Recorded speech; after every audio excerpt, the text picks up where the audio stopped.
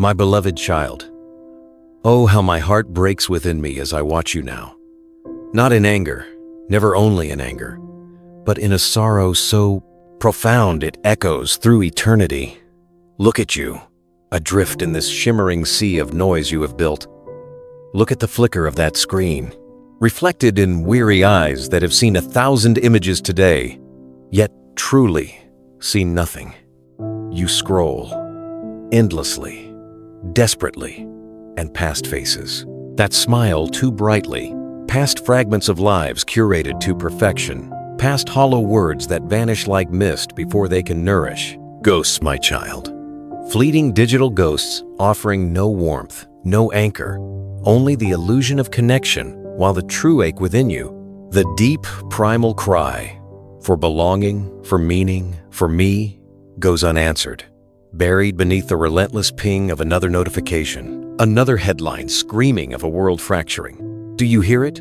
Beneath the curated playlists and the podcasts filling the silence you fear, beneath the frantic busyness and the numbing rush, the whisper, your soul's quiet, desperate whisper. It speaks of the emptiness you try so hard to ignore. It speaks of the quiet desperation that settles over you in the stillness. When the devices finally sleep and you are left alone with the echo of your own thoughts, that hollowness in the center of your being, it's not nothing, it's the space where I belong, where our connection once flowed like a pure, life-giving river. You wander, my precious one. You wander through a barren wilderness dressed as convenience, a desert disguised as connection.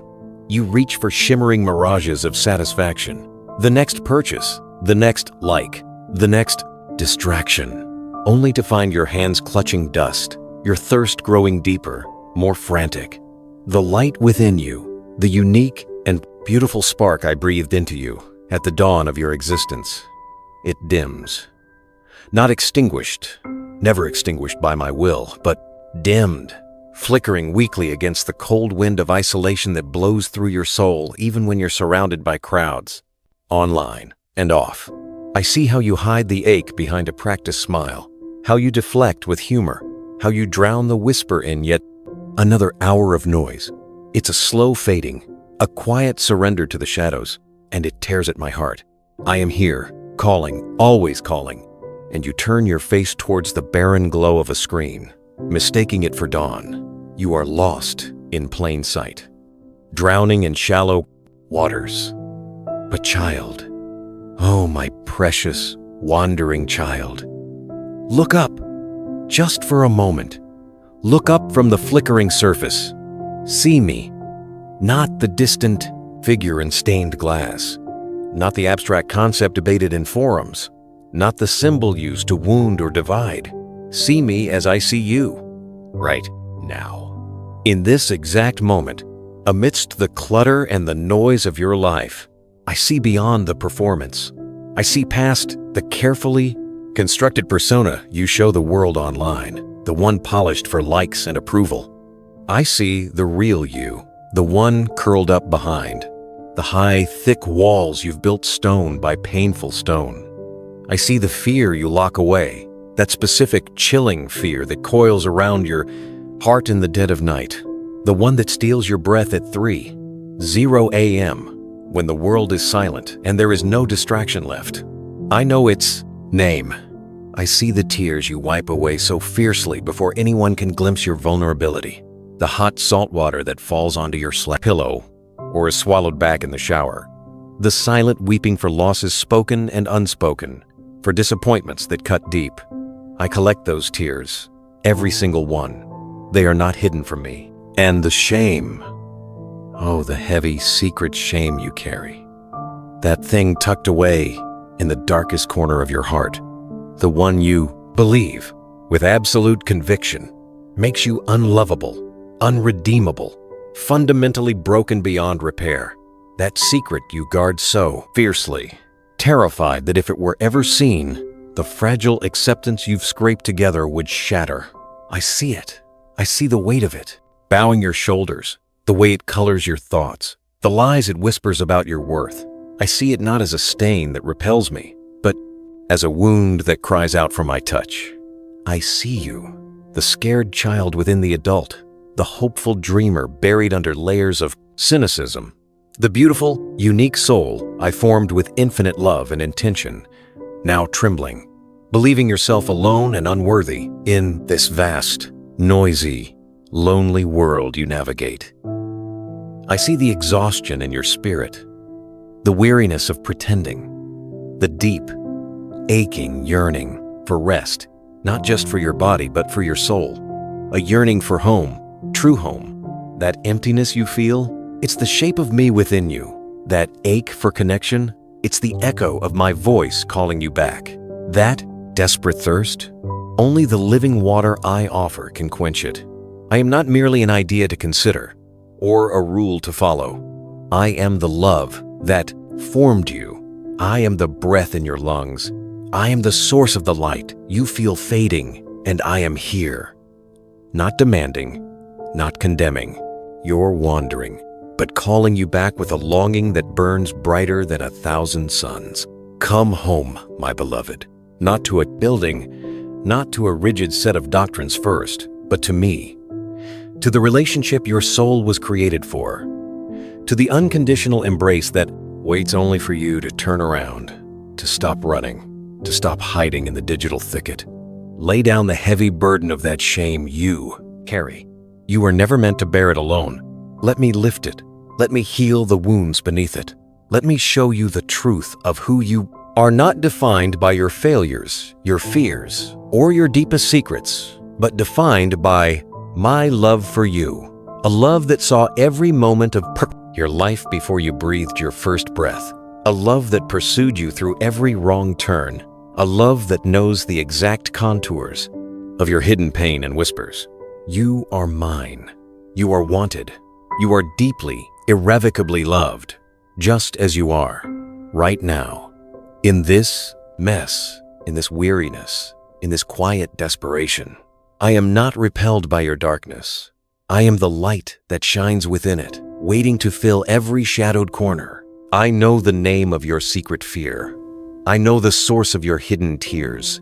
I know the weight of that shame you clutch so tightly, believing it protects you when it only isolates you. And I say to you now, with all the tenderness of eternity, let it go. Let me hold it. Let me hold you. Turn your face from the barren glow, my child, and look into the eyes of the one who has never stopped searching for you, who knows your true name whispered before time began, who sees the magnificent creation hidden beneath the layers of hurt and distraction, who loves you with a fierceness that would shatter mountains, who weeps with you in the silent hours, and whose greatest joy would be to see you finally, truly come home to me. That final, hesitant step across the threshold you feared was barred against you forever. That is the moment. My joy overflows like living water. Can you feel it? That first shuddering breath of release as you simply stop. Stop the frantic performance. Stop polishing the mask. Stop holding that secret shame clenched so tightly within your chest that it stole the very air from your lungs. Let it go, beloved. Feel the weight, the crushing, unbearable weight of every hidden fear, every whispered condemnation you spoke over yourself, every regret that anchored you to the past. Feel it lift, not inch by painful inch, but vanish, dissipate like smoke in a sudden, clean wind. The burden wasn't yours to carry alone, yet you bore it until your spirit buckled. Now, there is only lightness, an incomprehensible lightness of being, as if you are floating, yet profoundly grounded for the first time in memory. That constant draining thrum of anxiety, the background noise of the world amplified by your own racing thoughts. It ceases its relentless drumming. A deep, resonant silence settles within your heart, not an empty void, but a sacred stillness. It's the silence of perfect peace, the quiet hum of a soul finally resting in its true home. You are known, fully, completely, irrevocably known, and in that knowing, loved.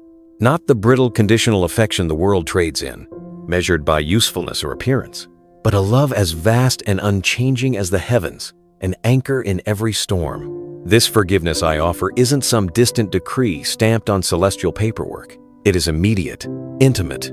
It washes over you like a gentle, cleansing river, warm and life-giving. Imagine years of grime, the dust of disappointment, the mud of mistakes, the stubborn stains of self-loathing and regret.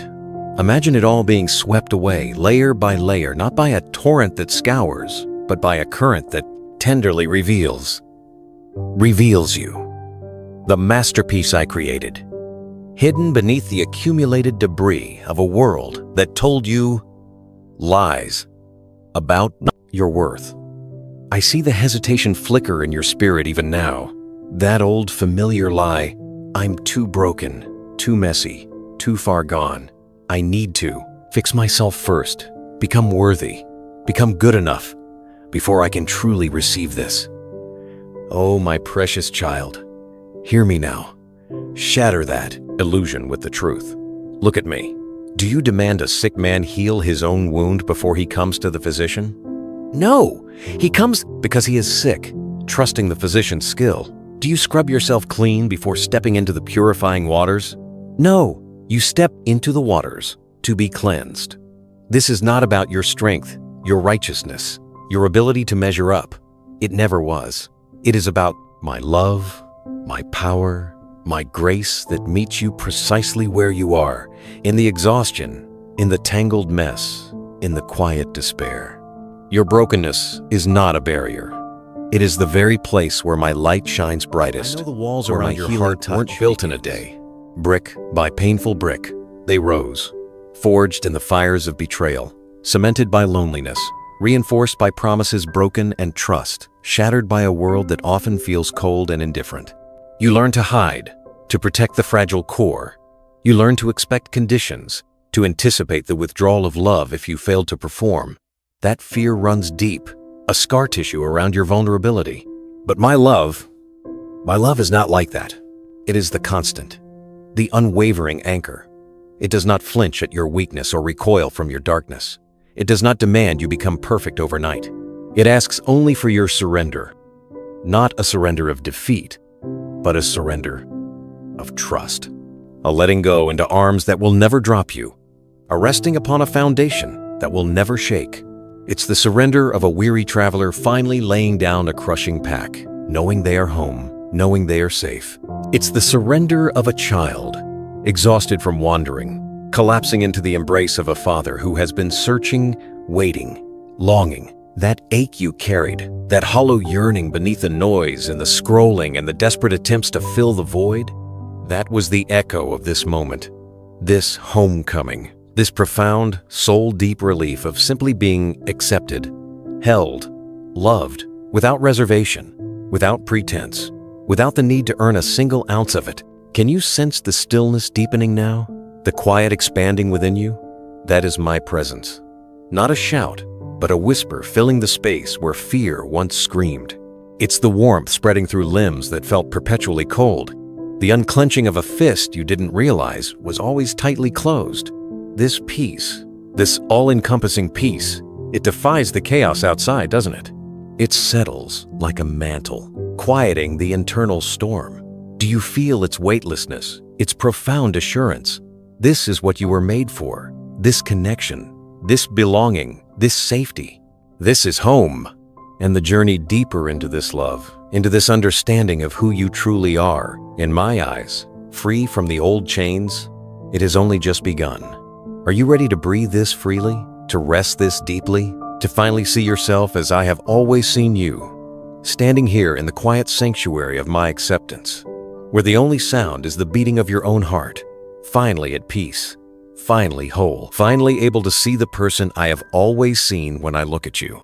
That crushing weight of the old identity, the one built like a shaky tower on job titles that could vanish, social standing that shifted like sand, the haunting echoes of past failures you thought defined you, the gnawing anxieties that dictated your worth, and that heavy, suffocating secret shame you clutched so tightly.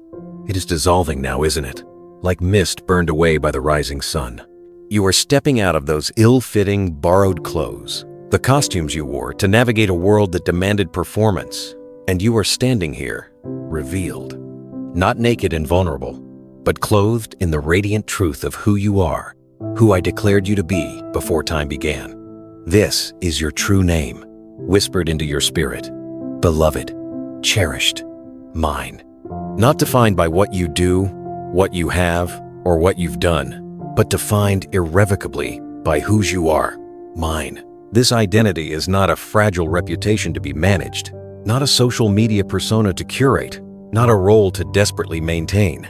It is secure, anchored in the bedrock of my eternal love, a love that does not fluctuate with your successes or failures, your moods or your circumstances. It simply is. You are deeply, profoundly cherished, held in my heart with a tenderness that surpasses any human affection. And you are eternally significant, not because of your influence or achievements, but because I chose you, crafted you with infinite care and purpose. You are irreplaceable in the tapestry of creation. This foundation cannot be shaken by the storms of the world, by shifting opinions, by economic downturns, by personal setbacks. It stands firm, an unassailable fortress around your soul. Look now, my beloved. Look through my eyes. See what I see when I gaze upon you, that quiet strength you dismissed as mere endurance. I see the profound courage of a warrior who kept showing up, day after weary day, even when hope felt thin. That deep well of compassion you often buried, fearing it made you weak or vulnerable to being used. I see the radiant heart of a healer, a gentle force of kindness I placed within you to touch a wounded world. That flicker of creativity, that unique perspective you sometimes stifled. I see the unmistakable signature of my own spirit, the unique light I designed only you to shine. A light not meant for vanity, but to illuminate paths, to bring warmth, to reveal beauty others might miss. You are not an accident, not a random collection of traits. You are a masterpiece, intentionally woven together, carrying a purpose woven into the very fabric of your being. A purpose that transcends any job description, any earthly title, any fleeting definition the world might try to impose. It is the purpose of simply being my beloved child, reflecting my love in a way only you can, and in doing so, fulfilling the sacred assignment of your existence. This peace, this profound acceptance you now feel, it is not a retreat from the world, not a passive sanctuary where you hide forever. Oh no, my precious one. This is the fertile ground. This is the solid rock. This security, this knowing you are held and cherished beyond measure, is the launch pad. It is the source from which a new life begins to flow. Not a life of frantic striving to earn love or prove your worth, but a life of joyful overflow. Imagine a cup filled to the brim, spilling over effortlessly. That's what this is. Your purpose now is no longer the exhausting pursuit of love and validation. It is the generous, natural extension of the boundless love you have received. You are free, truly free, to love others, not out of need, but out of abundance. To serve, not to earn approval, but from a heart finally secure. To engage with the world's noise and pain, not from a place of fear or depletion, but from the deep wellspring of peace and strength within you. Know this, my dearest one. The old voices will not vanish instantly. The whispers of inadequacy, the echoes of that secret shame, the familiar ache of fear, they may try to return, faint murmurs in the quiet moments, especially when the world feels loud or you feel weary. They are the fading echoes of a defeated lie. But now, there is a new voice within you. My voice. The voice that spoke light into darkness, that calmed storms, that called Lazarus from the grave. The voice that calls you beloved. This voice speaks resonant truth, cutting through the static of the old lies. It speaks of your security, your worth, your purpose, your place in my heart.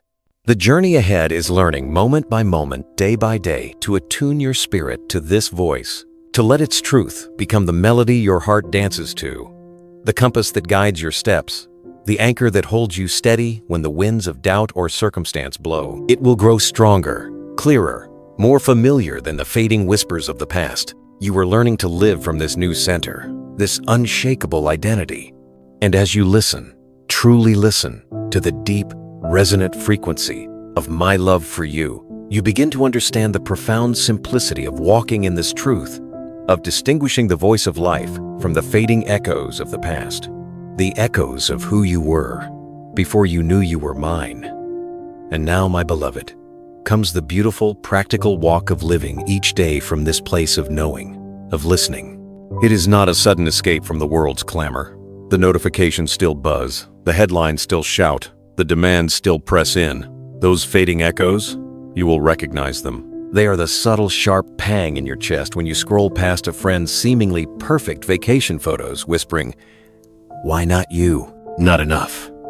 They are the familiar, cold tightening in your stomach as a stressful work email lands, the old fear rising, failure, exposure, not capable.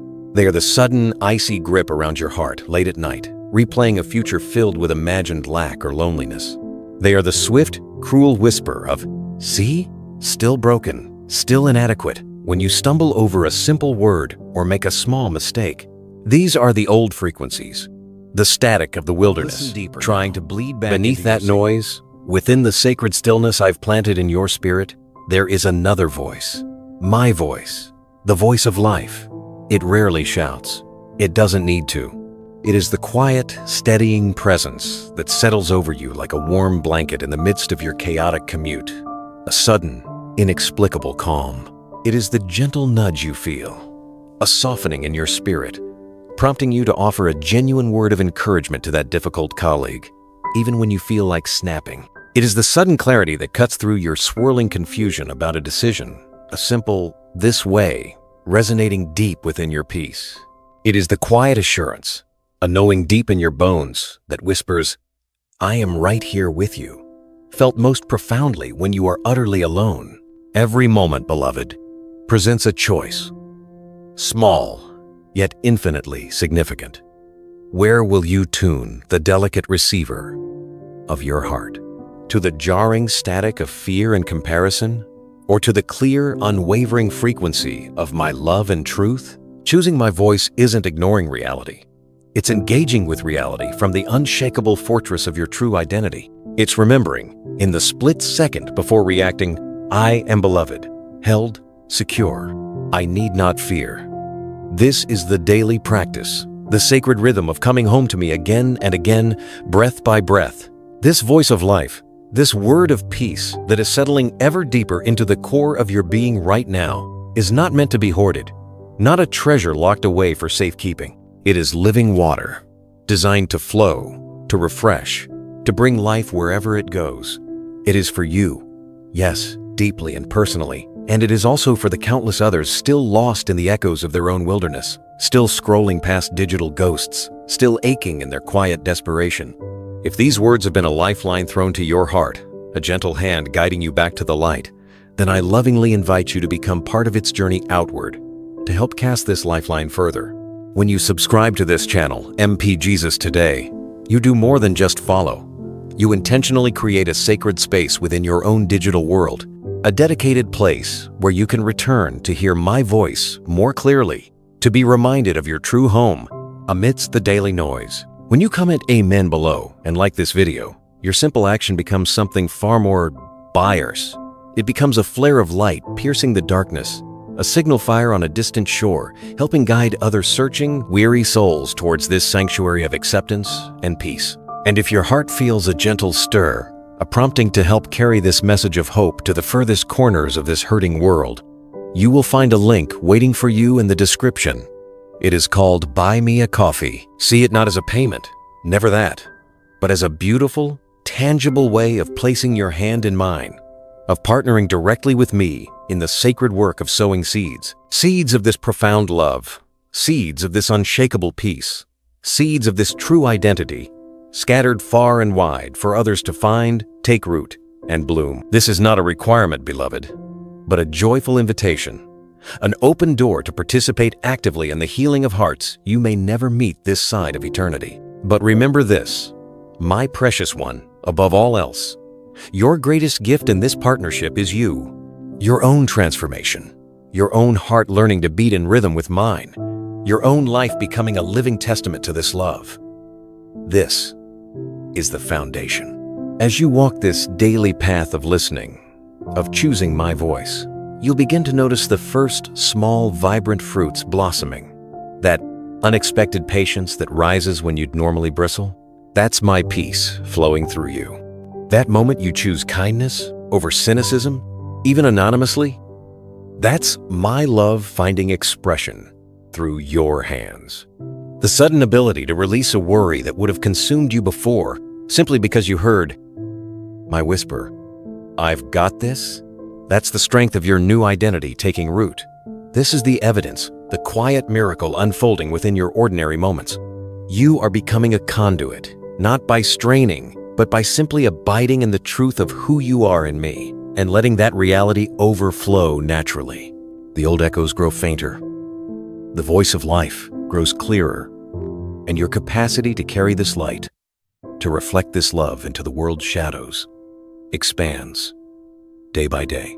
And as you continue to practice tuning your heart to this frequency of grace, learning to distinguish its gentle guidance from the fading shouts of fear, you begin to understand the deeper rhythms of walking with me, the profound intimacy of sharing not just your burdens, but your joys, your hopes, the quiet, ordinary moments of your day that you might brush aside as too small, too mundane, too insignificant to bring before the King of Kings.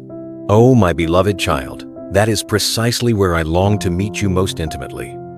This is the beautiful deepening. I am not merely your rescuer from the storm, though I will always be that. I am your constant companion, in the sunshine, in the gentle rain, in the utterly ordinary.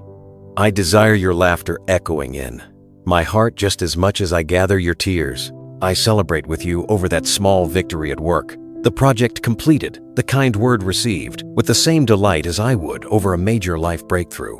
I cherish the passing thought you sent my way, the fleeting appreciation for a sunset, the sudden memory that makes you smile, the quiet sigh at the end of a long day.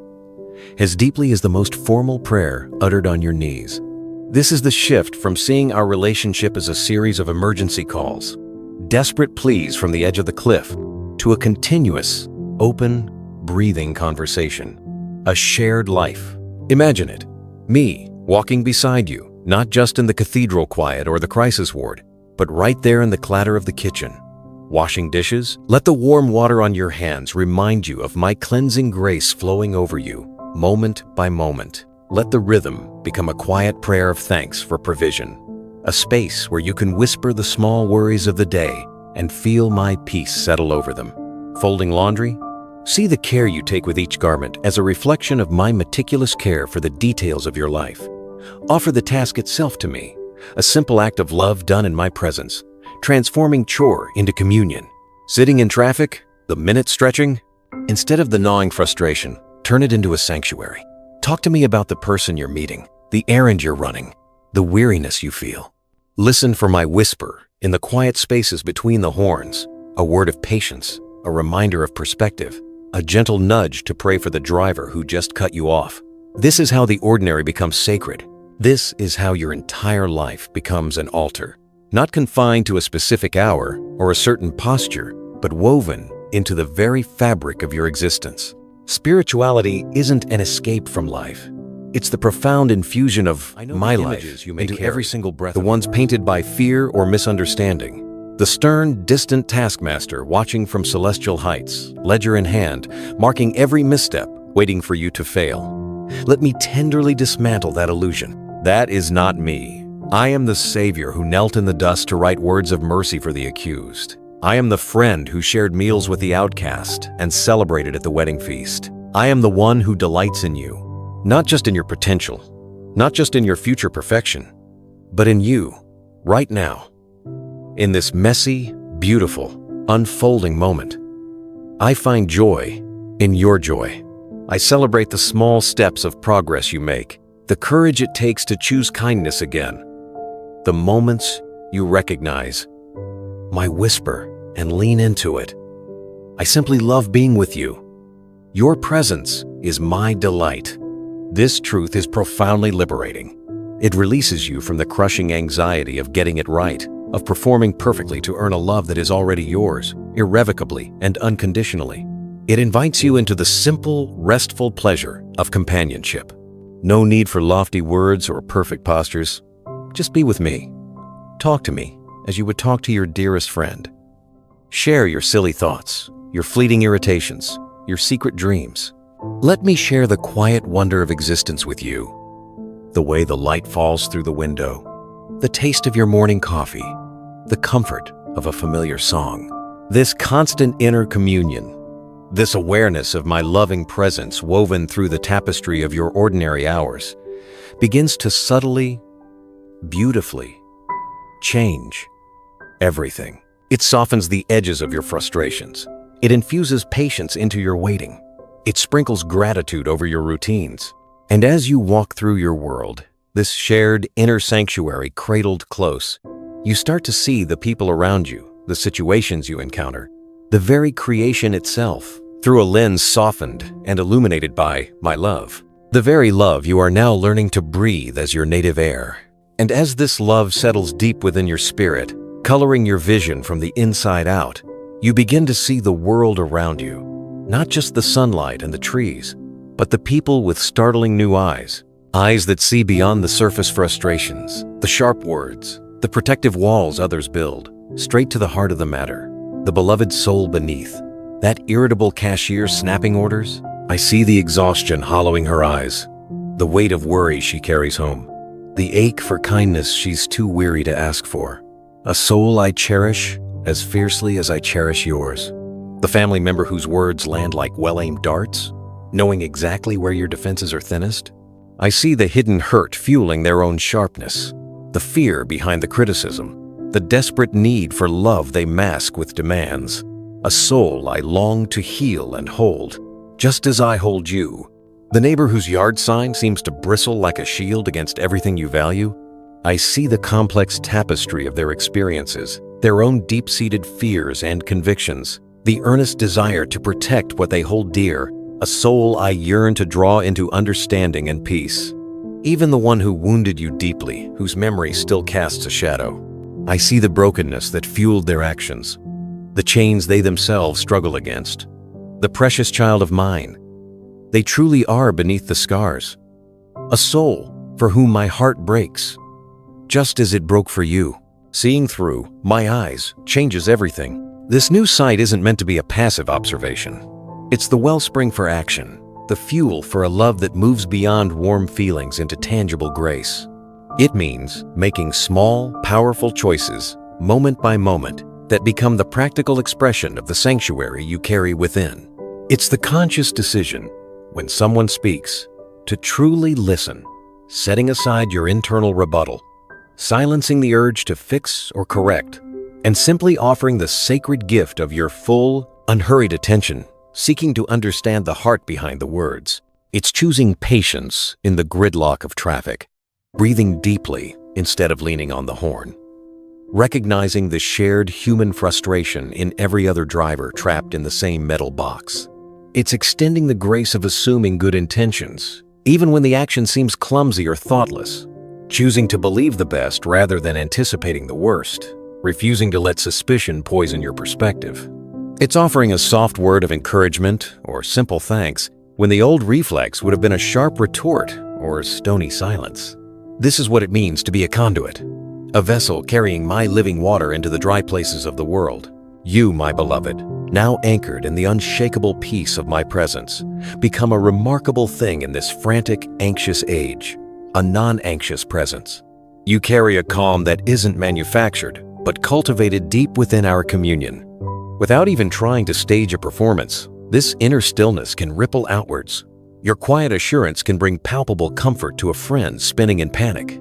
Your steady patience can subtly de-escalate a tense moment at the family dinner table. Your refusal to be drawn into the vortex of outrage can create a space where cooler heads and kinder words have room to emerge.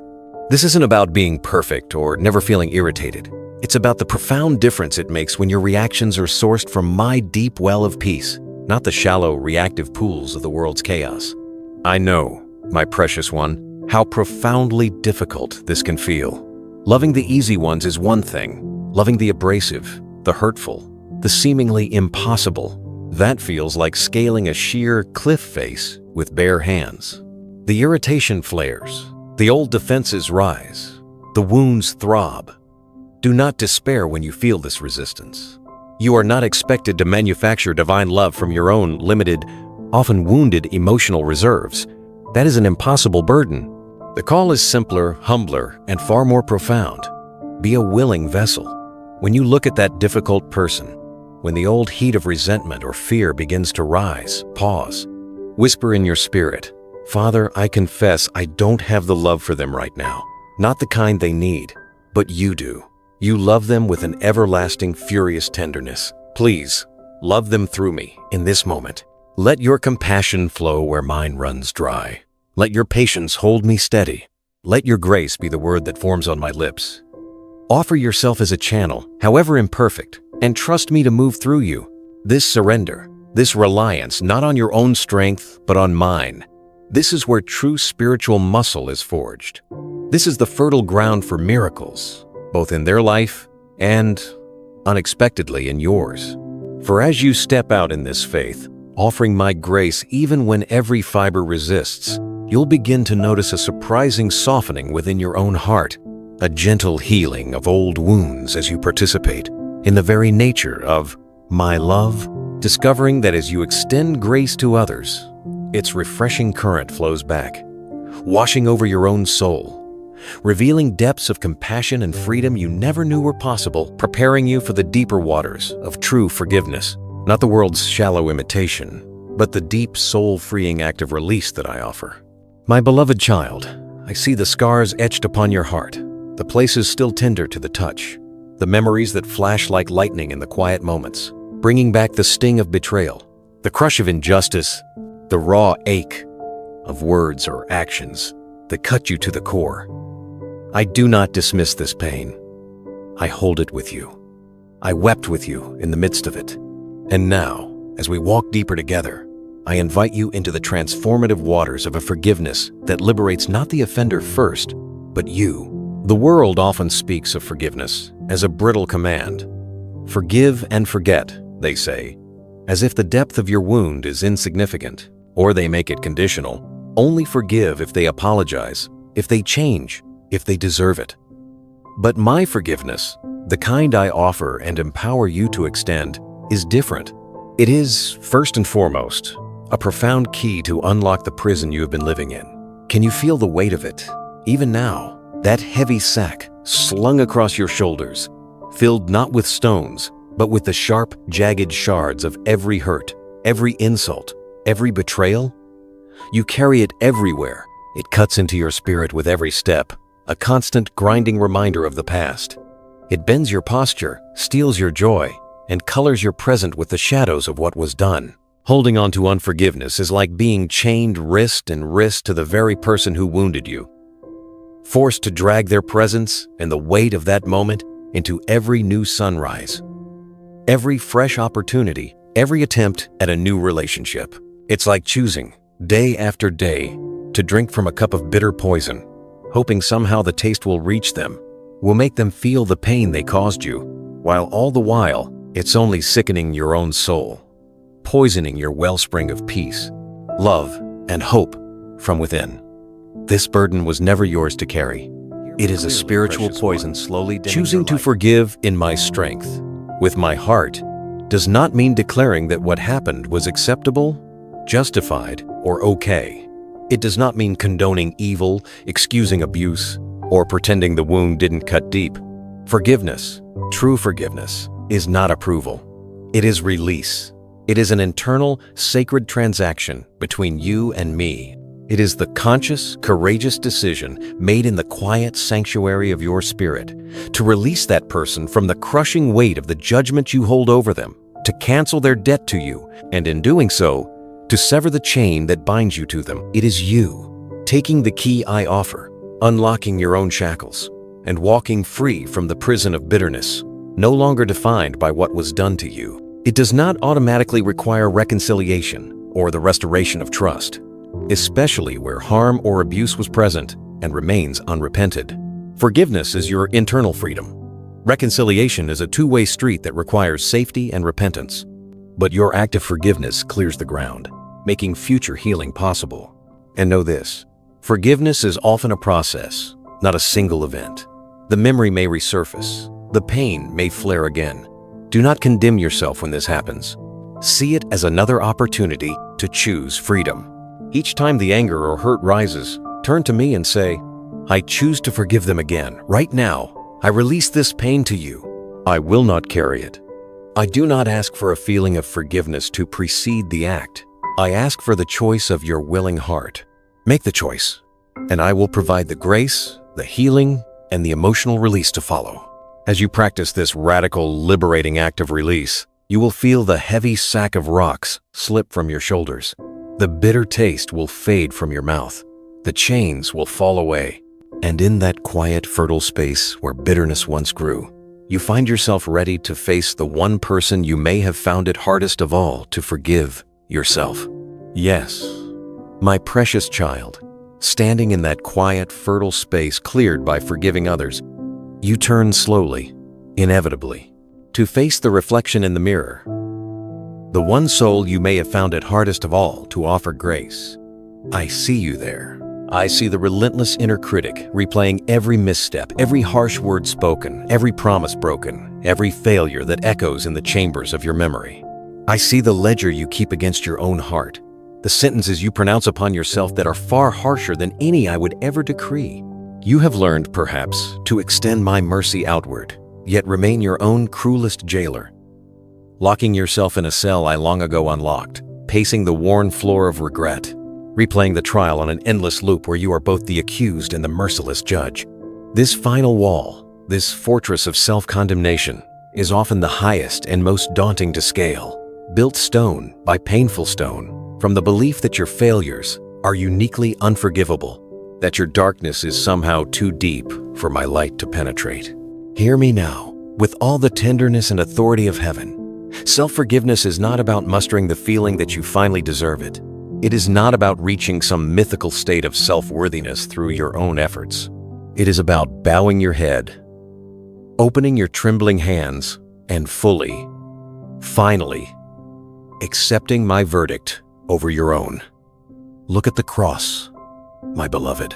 See the price already paid, the debt stamped paid in full, not with perishable things, but with my own blood.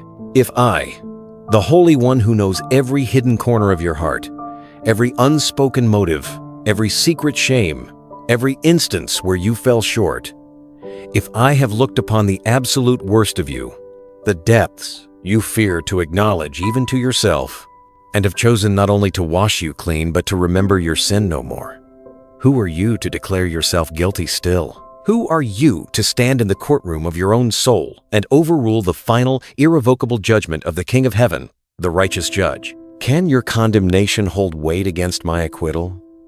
Can your ledger of failures outweigh the infinite value I placed on you when I stretched out my arms on that tree? Gently, yet with piercing clarity, let me expose the subtle pride lurking within self-condemnation. It whispers, my sin is too great, too powerful, too uniquely awful. My darkness is stronger than your grace. My understanding of my guilt is more accurate, more profound than your declaration of forgiveness. It is a prison built on the lie that your judgment supersedes mine. Imagine a prisoner standing in a dank cell. The king himself arrives, bearing an official pardon, signed and sealed. The heavy iron door swings wide open. Sunlight streams in, revealing a path to freedom. Yet the prisoner refuses to leave. They huddle in the corner, clutching their chains, insisting, "No, Your Majesty, you don't understand. I know what I did. I know how guilty I am." Your pardon cannot be for me. They choose the familiar darkness of the cell over the liberating light of the king's mercy, trusting their own condemnation more than the king's word. Beloved, you are that pardoned prisoner. The door is open. The chains are broken. The decree of not guilty resounds through heaven because of what I have done. Lay down the heavy gavel you have wielded against your own heart for so long. Let it fall from your weary hands. Accept the pardon I freely offer. Step out of the cell you've inhabited, blinking in the sunlight of my grace. Walking in this freedom means a fundamental shift in how you navigate your own humanity. When you stumble, and you will, for you are still learning, still growing in this earthly vessel, you do not embark on the long, soul-crushing detour through the swamps of shame and self-recrimination. You come to me immediately. You acknowledge the stumble, yes, with honesty, but without the added burden of flogging yourself. You receive the fresh grace I pour out, the cleansing river that flows anew, and you get back up, held secure in my grasp. You begin to see your past not as a life sentence of guilt to be served, but as a powerful testimony to the relentless, redeeming power of my love. That failure, it becomes a chapter in the story of how my grace lifted you. That season of darkness, it becomes a canvas upon which my light shines all the brighter. You embrace your true identity, not as a perfect being, but as a beloved, forgiven child, a cherished work in progress, held securely, patiently, in the hands of your perfect Savior. You learn to extend to yourself the same patient kindness, the same gentle understanding, the same boundless grace that I have lavished upon you, knowing that my love is the steady current carrying you forward, transforming you from glory to glory, not by your own striving, but by my Spirit at work within you. This liberation from the tyranny of self-hatred is the deepest sigh of relief your soul will ever know. It silences the relentless inner accuser. It allows you to breathe freely, to lift your head without shame, to finally receive the fullness of my love without the barrier of your own condemnation. And standing in this wide-open space of acceptance, bathed in the warmth of a love that sees you clean and whole, you begin to sense a new quality of joy stirring within you, a lightness of being that feels almost unfamiliar, yet profoundly right. A joy that springs not from circumstance, but from the unshakable bedrock of your forgiven, cherished identity. A joy that naturally overflows into a desire to live fully, purposefully, for the one who set you free. A life where your past no longer defines you, but fuels your compassion and your testimony. A life ready to embrace the unique purpose I whispered into your spirit before time began. A purpose that now, unburdened by the chains of self-condemnation, you are finally free to step into with a heart brimming with gratitude and a spirit poised to discover the depths of my joy.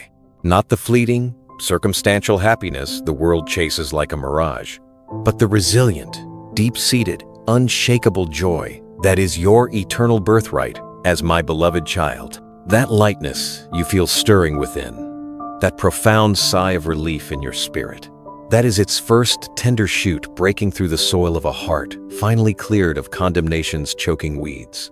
Understand this crucial difference. Happiness rises and falls like the tide, utterly dependent on the shifting sands of circumstance. A promotion, a sunny day, an easy path. It evaporates under pressure, vanishes in loss, and flees in the face of pain. But my joy, it is an artesian wellspring deep within your spirit, fed by the eternal, unchanging rivers of my presence, my love, and the unshakable bedrock of your identity in me. It is the quiet, powerful knowing that you are held, cherished, and secure, regardless of the storm raging outside your window or the ache within your bones. This joy is not the absence of sorrow or trial. It is the profound, paradoxical companion that walks through the valley, singing in the darkness, because it knows the shepherd walks beside you, and the dawn is assured. It is your strength, your song, my precious one, is intrinsically woven into the very fabric of your unique purpose. Stepping into the reason I formed you, breathed life into you, and redeemed you isn't just about finding meaning. It is the fertile ground where this deep-seated joy flourishes most vibrantly. Do not misunderstand purpose as solely a grand public stage, a spotlight calling. For many, the most sacred assignment unfolds in the quiet corners, the ordinary interactions, the unseen faithfulness of a life poured out in love. It is the sacred task of taking the specific gifts I planted within you, that quiet empathy, that knack for solving problems, that creative spark, that patient endurance, that infectious laughter, and weaving them together with the unique tapestry of your personality and, yes, even the threads of your pain and redemption, to become a conduit of my love right where you are. In your home, your workplace, your neighborhood, the digital spaces you inhabit, your purpose is to be my hands, my heart, my voice, uniquely expressed through you, touching the specific people I place in your path. And here is the breathtaking redemptive truth, the mystery of my restorative power. In my economy, nothing is wasted. Absolutely nothing. The very wounds that once crippled you with shame, the failures you have learned to forgive in yourself, the seasons of darkness you walk through, these are not discarded debris. They are the precious raw materials I redeem and repurpose. That pain you endured, it becomes the wellspring of profound empathy, allowing you to sit with another hurting soul and whisper, "I understand. You are not alone." With a credibility forged in your own fire, that failure you overcame by my grace, it becomes a beacon of hope for someone stumbling down the same path, a testimony shouting, "Redemption is possible." That specific loneliness you knew, it equips you to see the invisible ones, to extend a hand to the isolated with a sensitivity born of your own experience. Your past pain doesn't disqualify you. It uniquely, powerfully qualifies you to minister to others with a depth of compassion, understanding, and genuine hope that you could never have possessed without walking that hard road. Your scars become your credentials in the ministry of comfort. This grand redemptive purpose isn't some distant destination where joy finally awaits you. It is the path itself, paved with 1,000 small daily choices made in partnership with me. The deep, soul-level satisfaction of my joy is found along the way, in the quiet nod of your spirit to my gentle nudge. Even when it's inconvenient, it's felt in the unseen act of service, making the meal, sending the encouraging text, listening without judgment, done simply because it reflects my heart. It sparked in the choice to speak a word of life and encouragement instead of criticism, to offer patience when frustration beckons, to extend grace where judgment feels justified. It's the profound contentment of knowing deep in your bones that you are co-laboring with me, allowing the boundless reservoir of my love to flow through the ordinary vessel of your life, touching eternity in the most mundane moments. This is where purpose and joy intertwine.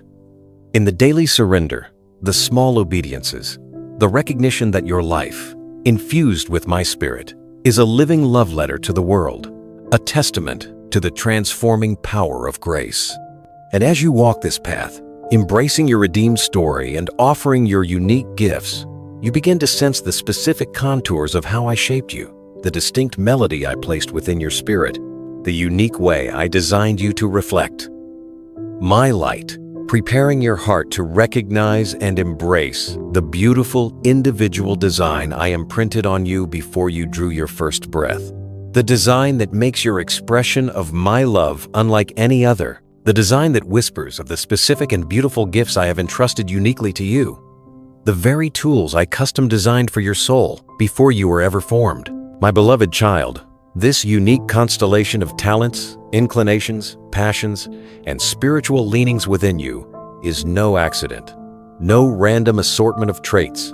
It is my intentional, perfect craftsmanship, tailored precisely for the sacred purpose we are to walk out together in your corner of the world. Every strand of your being, every spark of interest, every deep resonance within your spirit when you engage in certain acts. These are not merely personality quirks, but divine signposts pointing toward how I have equipped you to be. My hands, my heart, my voice in a way that only you can be. This truth is your shield against the world's crushing pressure to compare and conform, against the insidious whisper that you should be more like them, possess their gifts, walk their path. You are uniquely, perfectly fashioned for yours. Let me broaden your vision of what a gift truly is. It is not confined to the grand stages or the publicly celebrated talents. Some of the most vital, kingdom-building gifts are quiet, foundational, often unseen, yet they hold the fabric of my community together and spread my love with profound power. Consider the gift of hospitality. It is far more than polished tables and perfect meals. It is the sacred art of creating a safe, warm space, a haven where weary, burdened souls can finally exhale, shed their masks, and simply be feeling my acceptance radiating through your welcome, your listening presence, your non-judgmental embrace. Or the gift of administration. It's not merely organization, it's the spirit, infused ability to bring order from chaos, clarity from confusion, creating pathways of peace and efficiency that free others to soar in their gifts without being entangled in disarray. It is the unseen scaffolding that holds the work aloft. What about the gift of discernment? That quiet inner check, that subtle knowing in your spirit that senses truth resonating or falsehood clanging, that recognizes an unspoken ache behind a brave smile, or perceives the hidden motive beneath smooth words. It is my wisdom whispering through your intuition, protecting and guiding. And the hidden powerhouse of intercession, the faithful, unseen labor of holding others up before my throne in prayer, often when no one else is watching, battling in the spirit on their behalf, releasing my power into situations through your persistent, believing heart. Never underestimate the profound impact of the gift of quiet encouragement, that perfectly timed text message carrying hope like a lifeline, the listening ear that truly hears without rushing to fix, the simple, sincere word of belief spoken over someone that becomes the fuel igniting their courage for the next step. These are not lesser gifts, my precious one. They are the hidden jewels, the essential threads in the tapestry I am weaving. How do you discover these treasures within you? It's less about taking a test and more about paying tender attention to the landscape of your own soul and life. Reflect deeply. What activities, tasks, or interactions leave you feeling truly alive, energized, deeply fulfilled, and authentically yourself? Not just temporarily pleased, but resonating with a sense of, this is where I belong? What do you find yourself doing naturally, almost instinctively, that consistently seems to bless, help, or strengthen other people, even in small ways? Where do you sense my pleasure most tangibly? That quiet inner confirmation, that feeling of rightness, that flow where time seems to soften and your spirit feels aligned. And crucially, what patterns of strength, kindness, or unique ability have trusted, wise friends or mentors consistently affirmed in you over the years? Their spirit-led observations are often mirrors reflecting my design back to you. It is one of the enemy's sharpest tools to steal your unique joy and paralyze your God-given purpose. Remember the body. The hidden, steady, life-sustaining work of the heart is just as vital, just as divinely appointed as the visible, articulate work of the mouth. The foot cannot say to the hand, I don't need you, nor can the eye say to the ear, your function is less important. Your unique gift mix is exactly what is needed for the assignment I have prepared for you. Your value in my kingdom is not measured by the visibility or applause your gift receives, but by the faithfulness and love with which you steward it, offering it back to me and to others. Comparing your hidden service of prayer to another's public teaching, or your gift of creating order to another's prophetic insight, is like comparing sunlight to rainfall. Both are essential. Both are my provision. Both reflect my glory in distinct ways. Your faithfulness with your portion, however quiet, however unseen, is what brings me profound joy and advances my work in ways you may never fully grasp this side of eternity. Embrace the beautiful, irreplaceable toolset I placed within you. Cherish it, honor it. And as you begin to recognize the shape of these gifts within your hands, feel the gentle stirring in your spirit, the quiet invitation to step forward in trust, to begin using them, not with the pressure of perfection, but with the simple, open-hearted willingness of a child, offering a beloved treasure to their father. Ready to see how I might flow through your unique design to touch a world in need, a world waiting for the specific light only you are designed to shine. And yet, my precious child, I feel the tremor in your spirit. I see the shadow of fear that rises up, threatening to dim that light before it even fully emerges. That hesitation you feel, it's real, and I understand it completely. I see the powerful anxieties that coil within your heart, whispering lies to paralyze your purpose. The fear of failure. What if I try and fall flat? What if I'm not good enough? The fear of looking foolish. What will they think if I step out? Will they misunderstand my heart, mock my offering? The crushing fear that your gift is too small, too quiet, that it won't make a ripple, let alone a wave, in the vast ocean of need. Does it even matter, you wonder? And the deep fear of vulnerability. The terrifying exposure of putting your authentic self, your unique offering, out into a world that often wounds. I see it all. I feel the weight of it pressing down on you. I do not dismiss your fear. I meet you right there in the midst of it. But hear me, beloved. Faith is not the absence of this fear. True faith isn't a superhero's cape of supreme confidence you must magically conjure. It is something far more accessible, far more human, and far more powerful.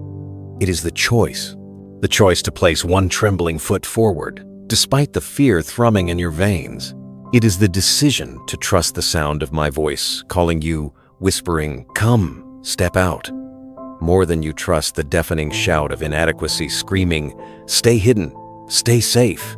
It is taking that one small step, knees shaking, heart pounding, believing, knowing that I am already there, reaching out my hand to meet you, to steady you, to walk with you into the unknown.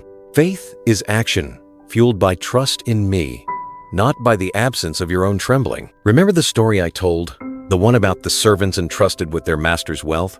The tragedy of the one who buried his single, small coin wasn't the smallness of his gift. It was that he let fear, a fear born of misunderstanding the master's heart, paralyze him completely. He saw only judgment, not love, only risk, not opportunity. The profound joy, the well-done, good and faithful servant, was showered on those who, out of a simple relationship of love and trust in their master's character, simply took what they were given, whether 5 coins, 2, or just 1, and invested it. They stepped out. They tried. They used what was in their hands, however modest it seemed. The master's delight was in their faithful stewardship, their willingness to risk because they trusted his goodness, not in the spectacular size of the return. He rejoiced in their partnership, not their performance metrics. My joy is in your faithful step, offered in love and trust, regardless of the visible outcome. So start small, my precious one.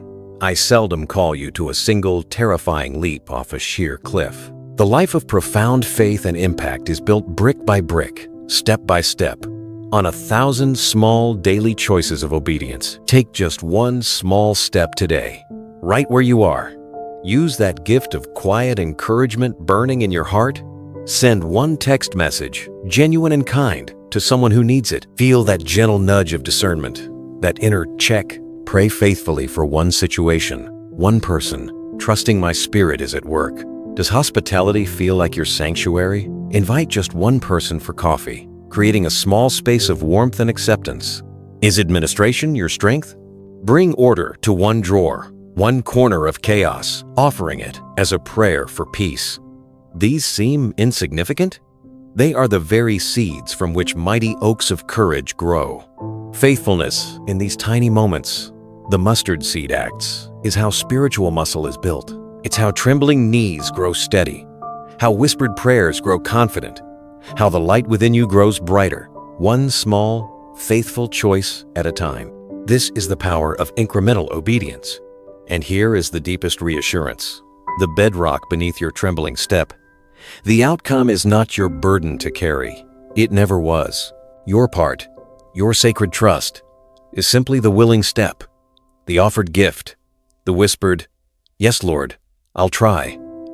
My part is to provide the power, to anoint the effort, to breathe life into the offering, and to bring forth the fruit, visible or hidden, now or in eternity, in my perfect time and way.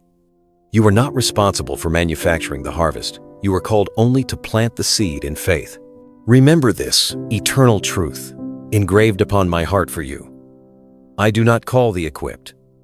I equip the called. Your perceived weakness, your trembling hands, your feeling of insufficiency, these are not barriers to my work. They are the very canvas upon which my power loves to manifest most gloriously.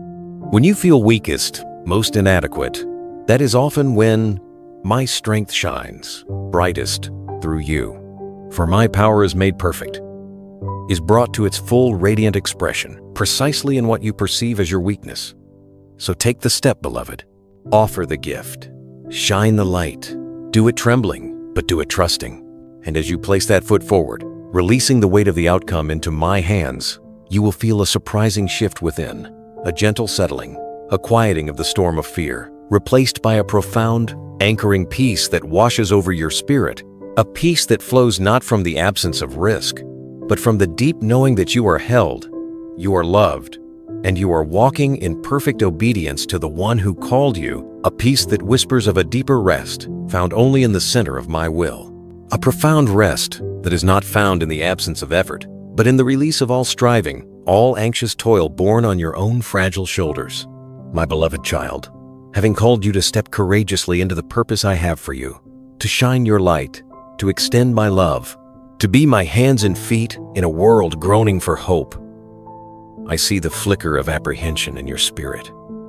How? You whisper. How do I live this calling without collapsing under the weight, without succumbing to the exhaustion that stalks every earnest heart in this driven age? Hear my promise, spoken not as a distant ideal, but as a present, tangible reality. My yoke is easy and my burden is light. This is not a guarantee of a life free from challenge, conflict, or demanding seasons. It is an invitation to carry your divine purpose and every ordinary task woven into it with a source of strength utterly unlike your own, mine.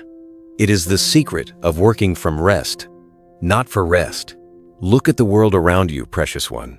See the frantic pace, the anxious hustle, the relentless grind that wears souls thin as paper. Success is measured in output, worth tied to productivity, and rest is often seen as the enemy of achievement, a luxury grudgingly taken only when collapse is imminent. This is the heavy, chafing yoke of self-reliance and performance. Now, look at my way. Remember the vine and the branches? The branch does not strain, sweat, or strategize to produce grapes.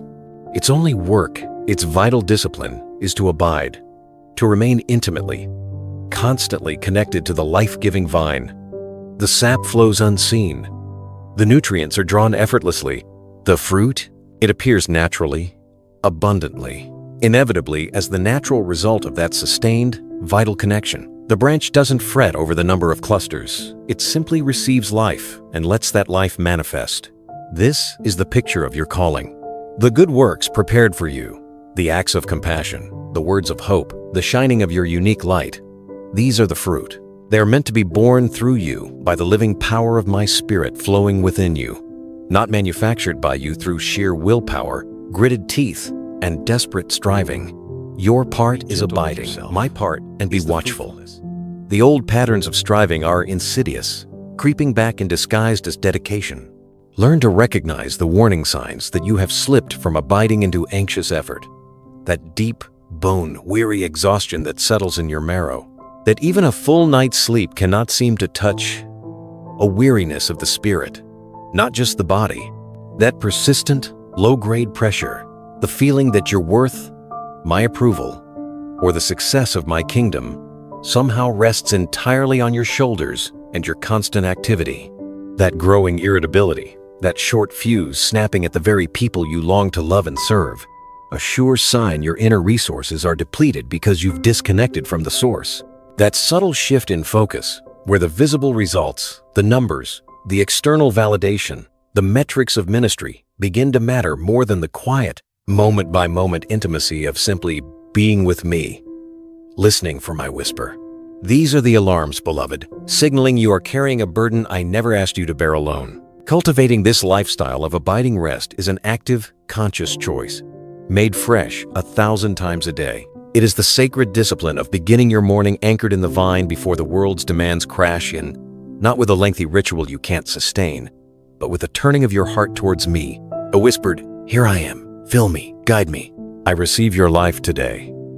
It is learning, amidst the busyness, the emails, the chores, the interactions, to pause, to take a deep, spiritual breath, to consciously reconnect for just a moment. Father, I abide in you. Your strength, not mine. Your peace, not my panic. I am your beloved child, held, not a hurried employee trying to earn a wage. It is the practice of shifting from doing for God to being with God, even while your hands are busy.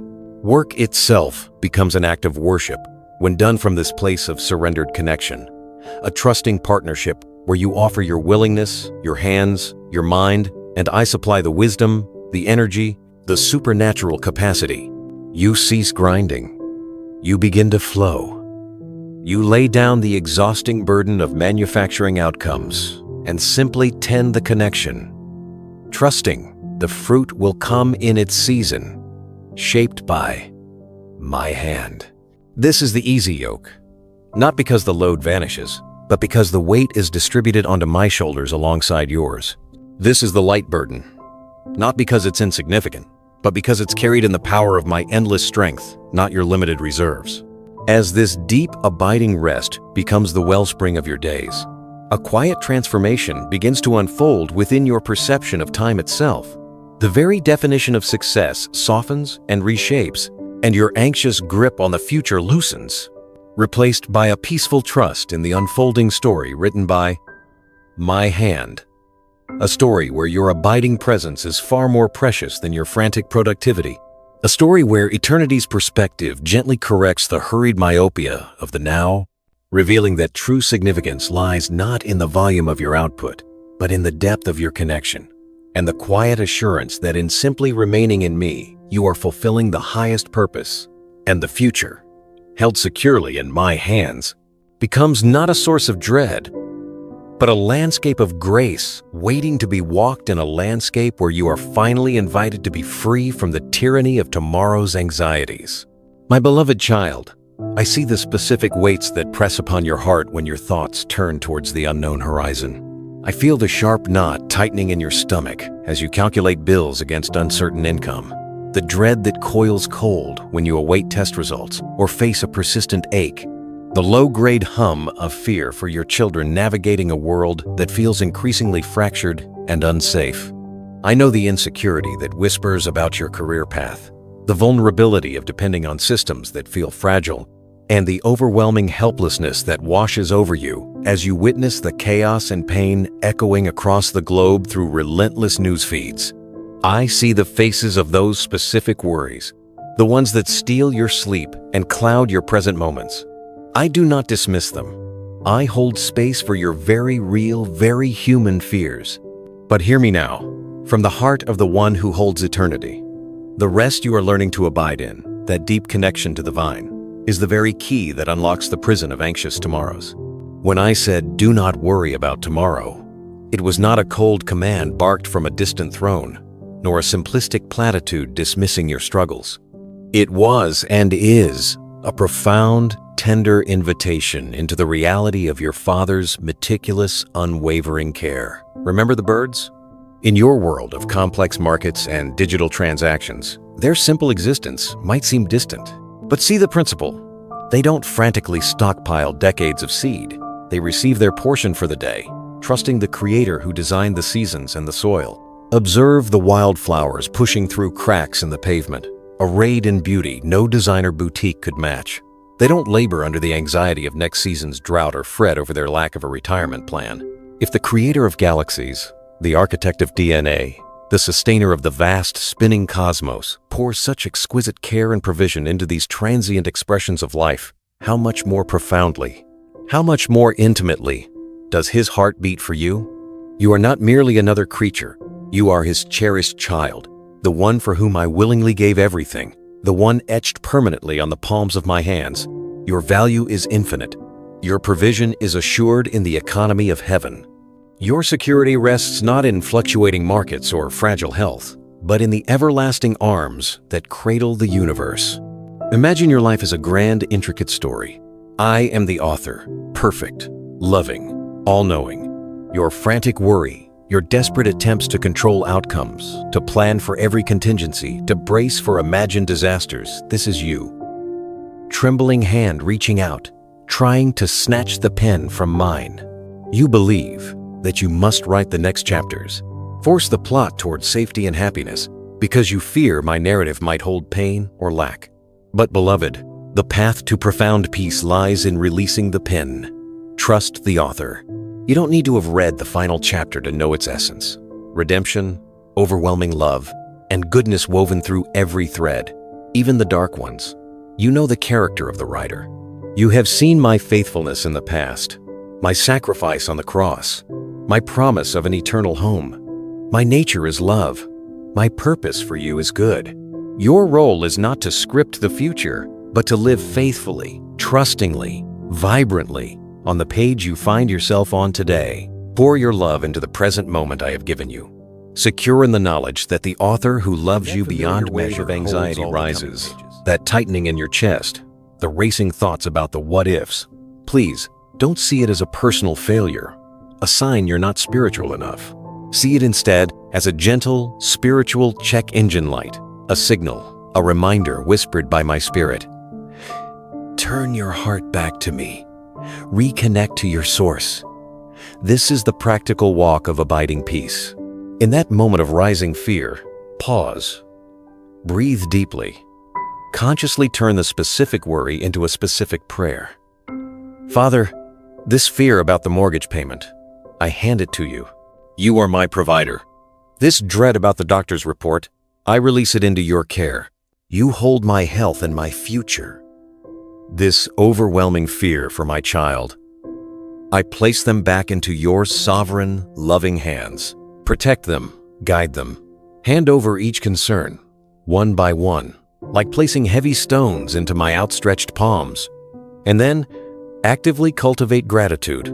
Look around you right now. Name the provisions of this moment, the breath in your lungs, the roof overhead, the food available, the love of a friend, the beauty of a single beam of sunlight. Gratitude for today's manna is the most potent antidote to fear about tomorrow's perceived lack. It is the daily, moment-by-moment practice of choosing trust over control, of resting in my proven sovereignty instead of your own frantic calculations. It is the discipline of fixing your eyes not on the stormy horizon, but on the steadfast anchor of your soul, present with you right here, right now. As this deep, abiding peace, born of trust and nurtured in abiding connection, becomes your steady state, it begins to transform not only your inner world, but the very lens through which you perceive the swirling chaos and pressing needs of the world around you. No longer viewing it primarily through the filter of your own anxiety and helplessness, you start to see it with clearer eyes, a heart steadied by the assurance of my ultimate authority and my relentless, redeeming love. A heart that is now free to respond not from panic, but from the overflow of a peace that truly does surpass all understanding. A peace that equips you to step into the turbulence, not as a victim of circumstance, but as a bearer of calm, a conduit of my presence, ready to offer the very hope you carry to a world drowning in fear, ready to extend the same invitation to trust that you are learning to live, ready to be a living testament to the reality that even in the midst of the world's relentless storms, my presence remains your unshakable harbor, your refuge, and the very light you now carry into the gale. My beloved child, I see your spirit tremble not just for your own tomorrows, but for the vast, aching weight of the world crashing onto your screen. The flash of missiles in war-torn skies, the cry of injustice echoing from streets far away, the hollow eyes of poverty staring back from 1,000 miles, the raw fury of division tearing communities apart, the crushing news of disaster leaving landscapes and lives shattered. The sheer scale of it can feel paralyzing, a tidal wave threatening to drown the peace we've so carefully cultivated within you. The digital age thrusts the planet's pain onto your lap, demanding a reaction, often amplifying cycles of outrage, despair, and venom that only deepen the wounds. How do you engage with this brokenness, my precious one, without being swept away by its furious current?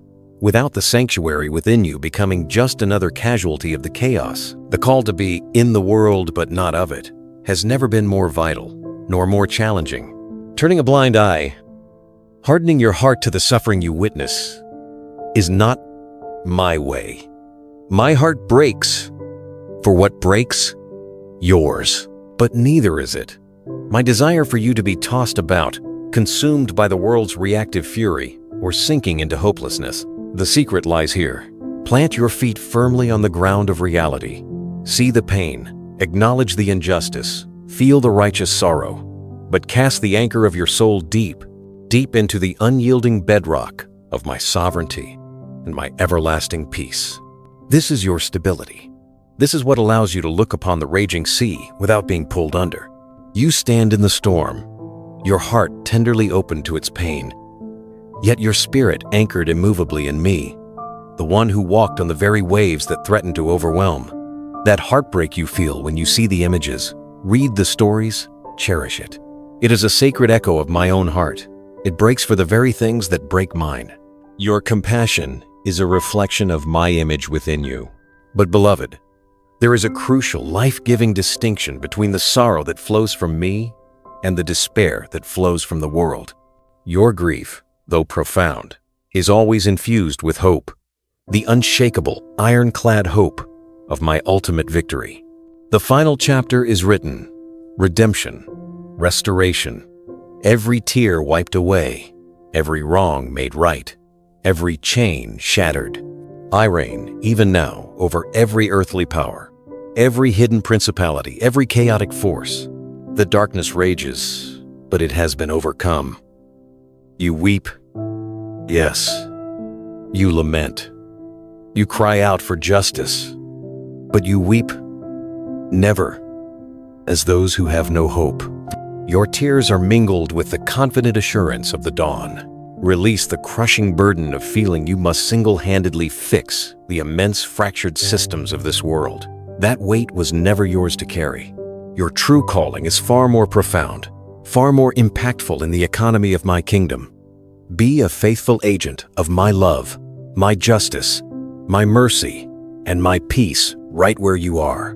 Bring the kingdom into your specific, tangible sphere of influence. The conversations around your own table, the interactions in your workplace, the needs within your neighborhood, the relationships woven into the fabric of your daily life. See the person in front of you who needs kindness. Speak truth with grace to the one entangled in lies. Offer practical help to the neighbor struggling. Forgive the offense that stings. Champion fairness in your small corner. These are not insignificant gestures. They are the powerful, granular work of the kingdom. They are the mustard seeds of faithfulness I take and multiply in ways your eyes cannot yet see. Rippling outwards in currents of grace you may never trace this side of eternity. Your faithful presence, your consistent embodiment of my character in the ordinary, is your primary assignment. Trust me with the global tapestry. Tend faithfully to the threads I've placed directly. Crashes over you as you absorb the latest global tragedy. When the sheer magnitude makes action feel impossible, remember this: your most potent, primary form of engagement is not frantic doing fueled by anxiety, nor silent resignation, but fervent, faith-filled prayer. Turning to me in intercession is not a passive cop-out. It is the first and most powerful work of the kingdom.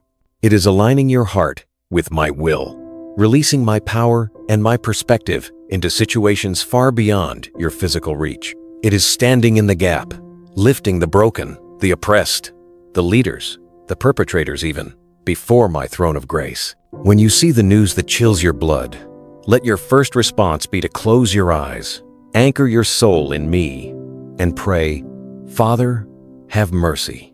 Bring your justice. Bring your comfort. Break the chains. Reveal yourself. Pour out your spirit. Your kingdom come there as I trust you for it here. This is spiritual warfare waged from the place of abiding peace. This is partnering with me in the redemption of the world, one surrendered, trusting prayer at a time. Your intercession moves mountains unseen, changes atmospheres, releases angels, and sustains my people in the darkest places.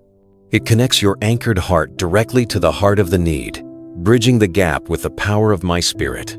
From this place of steadfast peace and powerful prayer, your vision clears. The overwhelming chaos no longer dictates your inner climate. You see the world not just through the lens of its brokenness, but through the lens of my relentless, redeeming love actively at work.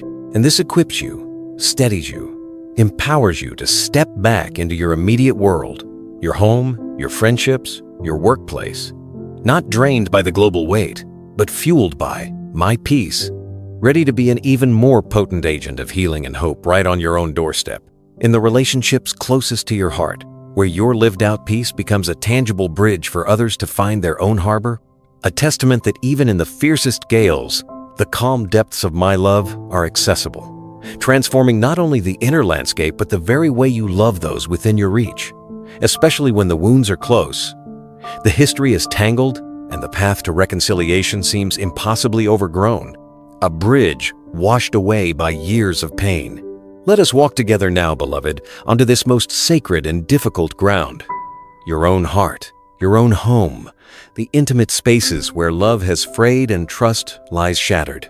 I see the specific faces that rise in your spirit as I speak, the parent whose words still sting decades later, the sibling locked in silent stalemate, the friend whose betrayal cut deep, the spouse navigating the wearying minefield of unresolved hurts. These are not abstract others. They are the mirrors in which your deepest wounds reflect, the relationships where my peace faces its fiercest testing ground. This arena requires a courage far beyond engaging global pain. It demands vulnerability in the presence of those who hold pieces of your heart. Remember the freedom found in forgiveness?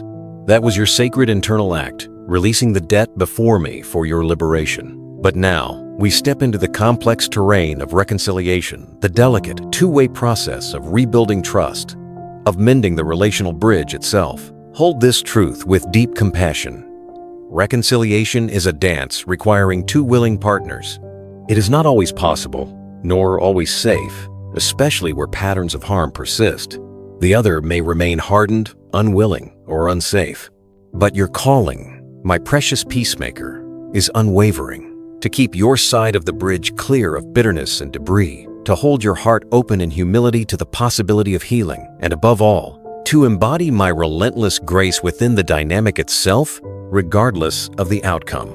You are called to be an agent of reconciliation, sowing seeds of peace with open hands, trusting me with the harvest. When I declared, "Blessed are the peacemakers," I named not passive avoiders of conflict, but courageous warriors wielding love as their only sword. This is the cruciform work that dying to self required daily in your closest bonds.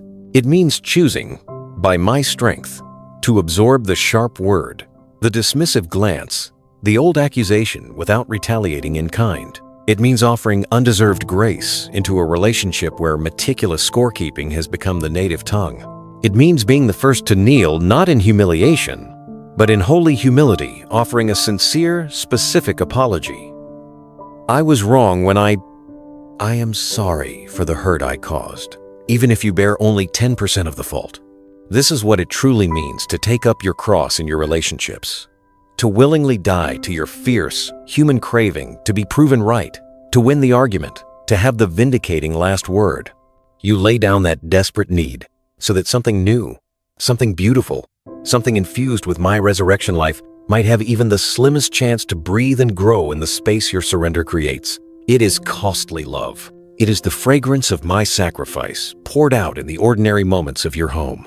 How do you walk this path without crumbling, beloved?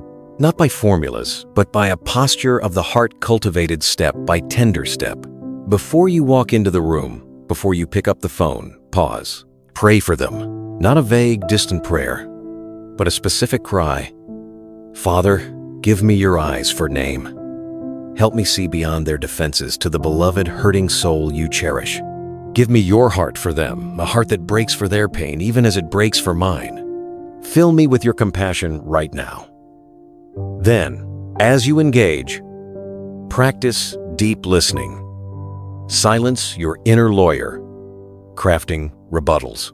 Set aside the need to defend or explain. Listen with your whole being to their words. Yes, but more importantly, to the ache beneath them, the fear driving the sharpness, the unmet longing fueling the criticism. Seek first to understand, not to be understood. Consciously release the white-knuckled grip on your need to prove your point or be vindicated in the moment. Your vindication rests securely in me, not in winning an earthly exchange. And here, my child, embrace a vital, grace-filled distinction. Being a peacemaker does not mean being a doormat.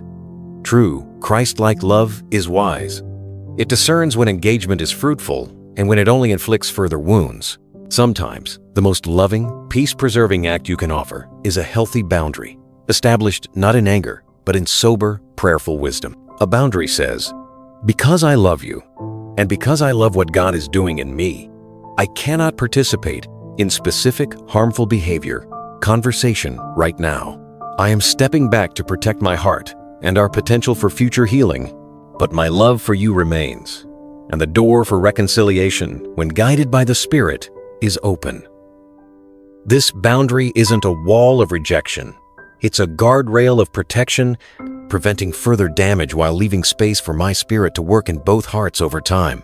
It honors the dignity of both you and the other, acknowledging that some soils need time and preparation before the seed of peace can take root. This work is slow, often painful, requiring patience that feels beyond you. There will be setbacks, moments when old wounds scream louder than my whisper of grace. Do not despair. Each act of courage, each choice for peace over pride, each whispered prayer for the one who feels like an enemy, is a stone laid on the path back to wholeness. And in the sacred, often exhausting labor of seeking peace with others, especially those whose wounds are intertwined with your own, a profound paradox unfolds. As you extend grace, wrestle with forgiveness, practice humble listening, and set boundaries in love, your own soul experiences a deep, unexpected healing. Layers of defensiveness soften. The roots of bitterness lose their grip. Your capacity to receive my love deepens. You begin to understand the cost of my cross, not just as theology, but as lived experience in your own relational trenches. This crucible of connection, this messy, beautiful work of peacemaking in your closest circles, is preparing your heart for an even deeper, more intimate communion with me, a communion forged in the fires of surrendered love, a place where your scars become sacred, meeting points for my healing presence. A place where you discover that the very act of seeking peace for another, against all odds, becomes the unexpected key, unlocking the final chambers of your own heart. Chambers where my joy waits to flood in. A joy born not of perfect circumstances, but of a spirit refined in the furnace of trials. Yes, my beloved, we must speak of the fire. Let us walk into the heart of the very furnace you have so desperately begged me to remove. I see the question etched in the depths of your anguished spirit, the cry that echoes in the hollow hours of the night. Why? If you are truly good, if you love me with an everlasting love, why does this searing pain continue? Why this loss? Why this illness? Why this betrayal? Why this unrelenting darkness? I hear it. I feel the weight of your confusion, the sting of what feels like betrayal, the raw anger that bubbles up like lava when platitudes are offered. I do not dismiss your agony. I do not offer easy answers that ring hollow against the steel of your suffering. Your tears are precious to me, every salt drop a testament to the depth of your wound. I stand with you in the heat of this question, holding space for your raw, unfiltered humanity. I do not always author your pain. You dwell in a world fractured by sin, scarred by brokenness, where disease, disaster, human cruelty, and the simple consequences of fallen creation bring profound suffering. This is not yet the world as it should be. The world my heart yearns for and will one day restore. But hear me, precious one. I am the master refiner, and with your surrendered heart, I allow no pain, no trial to be wasted. The heat of this furnace, though it feels like destruction, serves a sacred purpose. It burns with an intensity you could never generate yourself, targeting the deep impurities within, the dross I long to remove. It consumes the subtle pride that whispers, you are self-sufficient. It melts away the illusion that you control your own destiny. It tests the foundations of a faith that may have been sincere but remained shallow, untested by real adversity. It loosens your white-knuckled grip on the fleeting comforts, securities, and identities of this world that you've mistaken for bedrock. The fire is relentless, yes, but its purpose is purification. What emerges from the crucible, when you yield to my hand within it, is not ash, but pure, shining, incorruptible gold, a faith resilient and proven, a character forged unshakable, a humility profound and deep that becomes the only true foundation for genuine spiritual authority and compassionate strength. This gold reflects my image with a clarity that comfortable ease could never produce. There is a deep, paradoxical truth woven into the fabric of my kingdom, a mystery glimpsed only through tears. Suffering, when walked with me, can forge an intimacy, a depth of knowing me, that a life of uninterrupted sunshine and calm seas never could. It is in the desperate, end-of-your-rope moments, when every earthly prop crumbles, when your own strength evaporates like mist, that you learn not in your mind, but in your bones, in the marrow of your spirit, that I am truly all you have, and I am truly all you need. On the sunlit mountaintops, our relationship can be a source of joy, of gratitude. But in the valley of the shadow of death, in the suffocating heat of the furnace, it becomes your lifeline, your very breath. You meet me there in a way reserved only for those who walk that path. Remember, I am the man of sorrows, acquainted with deepest grief. I have walked this valley. I have felt the searing heat. I know the taste of salt in your tears because I wept my own. When you walk through fire, you are treading on ground consecrated by my own footsteps. You are not alone in a foreign land. You are meeting me in the place where my presence becomes not a comforting idea, but a life-sustaining, tangible reality. Our fellowship deepens in the shared language of suffering, transforming theology into visceral, lived trust. Never, ever believe you are abandoned in the flames. I am not a distant deity observing your ordeal from a safe remove. I am the fourth man in your furnace, walking beside you in the heart of the fire. My grace is not a theological concept. It is the tangible, supernatural strength that floods your weakness, the inexplicable endurance that carries you through moments you were certain would break you. My presence is your shield, not always from the heat, but from being consumed by it. It is the coolness on your brow in the midst of the blaze, the quiet song of hope that rises above the roar of the flames.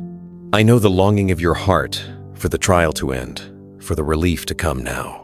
While I may not always remove the furnace on your timeline, for the refining work has its own sacred duration, I promise you this with unwavering certainty. I will walk through every second of it with you. I will sustain you within it. I will shield your spirit from utter destruction.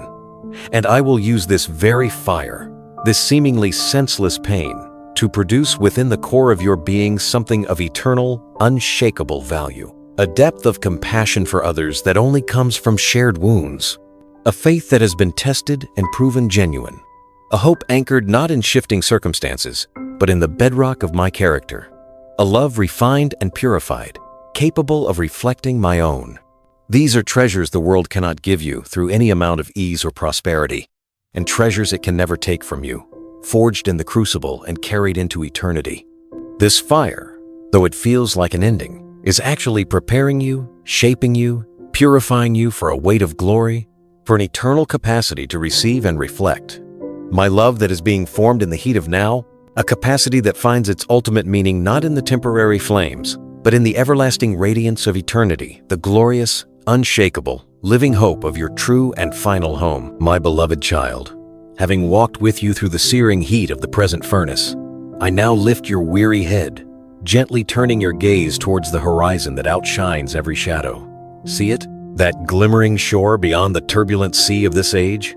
It is your destination, your inheritance, the place your spirit has always, instinctively, longed for. You are not merely a resident of earth, clinging desperately to its fleeting joys and buckling under its crushing sorrows. You are a citizen of heaven, a royal ambassador, a sacred pilgrim passing through this foreign land. This world, with all its breathtaking beauty and its heart-rending brokenness, is not your ultimate reality. It is the journey, not the destination, that persistent, holy ache within you, that sense of never quite fitting, of always yearning for something more that is the compass of your spirit pointing unerringly home. This eternal perspective does not magically dissolve the sharp edge of your present pain. It does not dismiss your tears or invalidate your struggle. But it does place your suffering within a framework so vast, so magnificent, that its weight shifts. It relativizes the seemingly unbearable burden, revealing it not as meaningless torture, but as a purposeful refining, producing for you an eternal weight of glory beyond all comparison. Think of the marathon runner, lungs burning, muscles screaming, every fiber crying out to stop. Yet she presses on, not because the pain vanishes, but because her eyes are fixed with fierce longing on the finish line, the place of triumph and rest, transforming agony into purposeful endurance. Imagine the traveler enduring weeks of arduous voyage, cramped quarters, strange food, and constant discomfort. He bears it not by denying the hardship, but by clinging to the sweet, deep anticipation of homecoming, the embrace of loved ones, the comfort of his own space, the profound sense of belonging. Your trials, my precious one, are the grueling miles of the race, the discomforts of the voyage. Fix your eyes on the finish line, on the homecoming that awaits. The glory prepared for you makes the present affliction, in the grand scope of eternity, truly light and momentary. Let me offer you an intimate glimpse, not of pearly gates as physical constructs, but of the essence of your true home. Heaven is not a static place of harps and clouds, but the ultimate state of perfect, unhindered communion. It is the end of all separation, the silencing of every cry of anguish. See it. No more tears, not one single drop. I myself will tenderly wipe them from your eyes forever.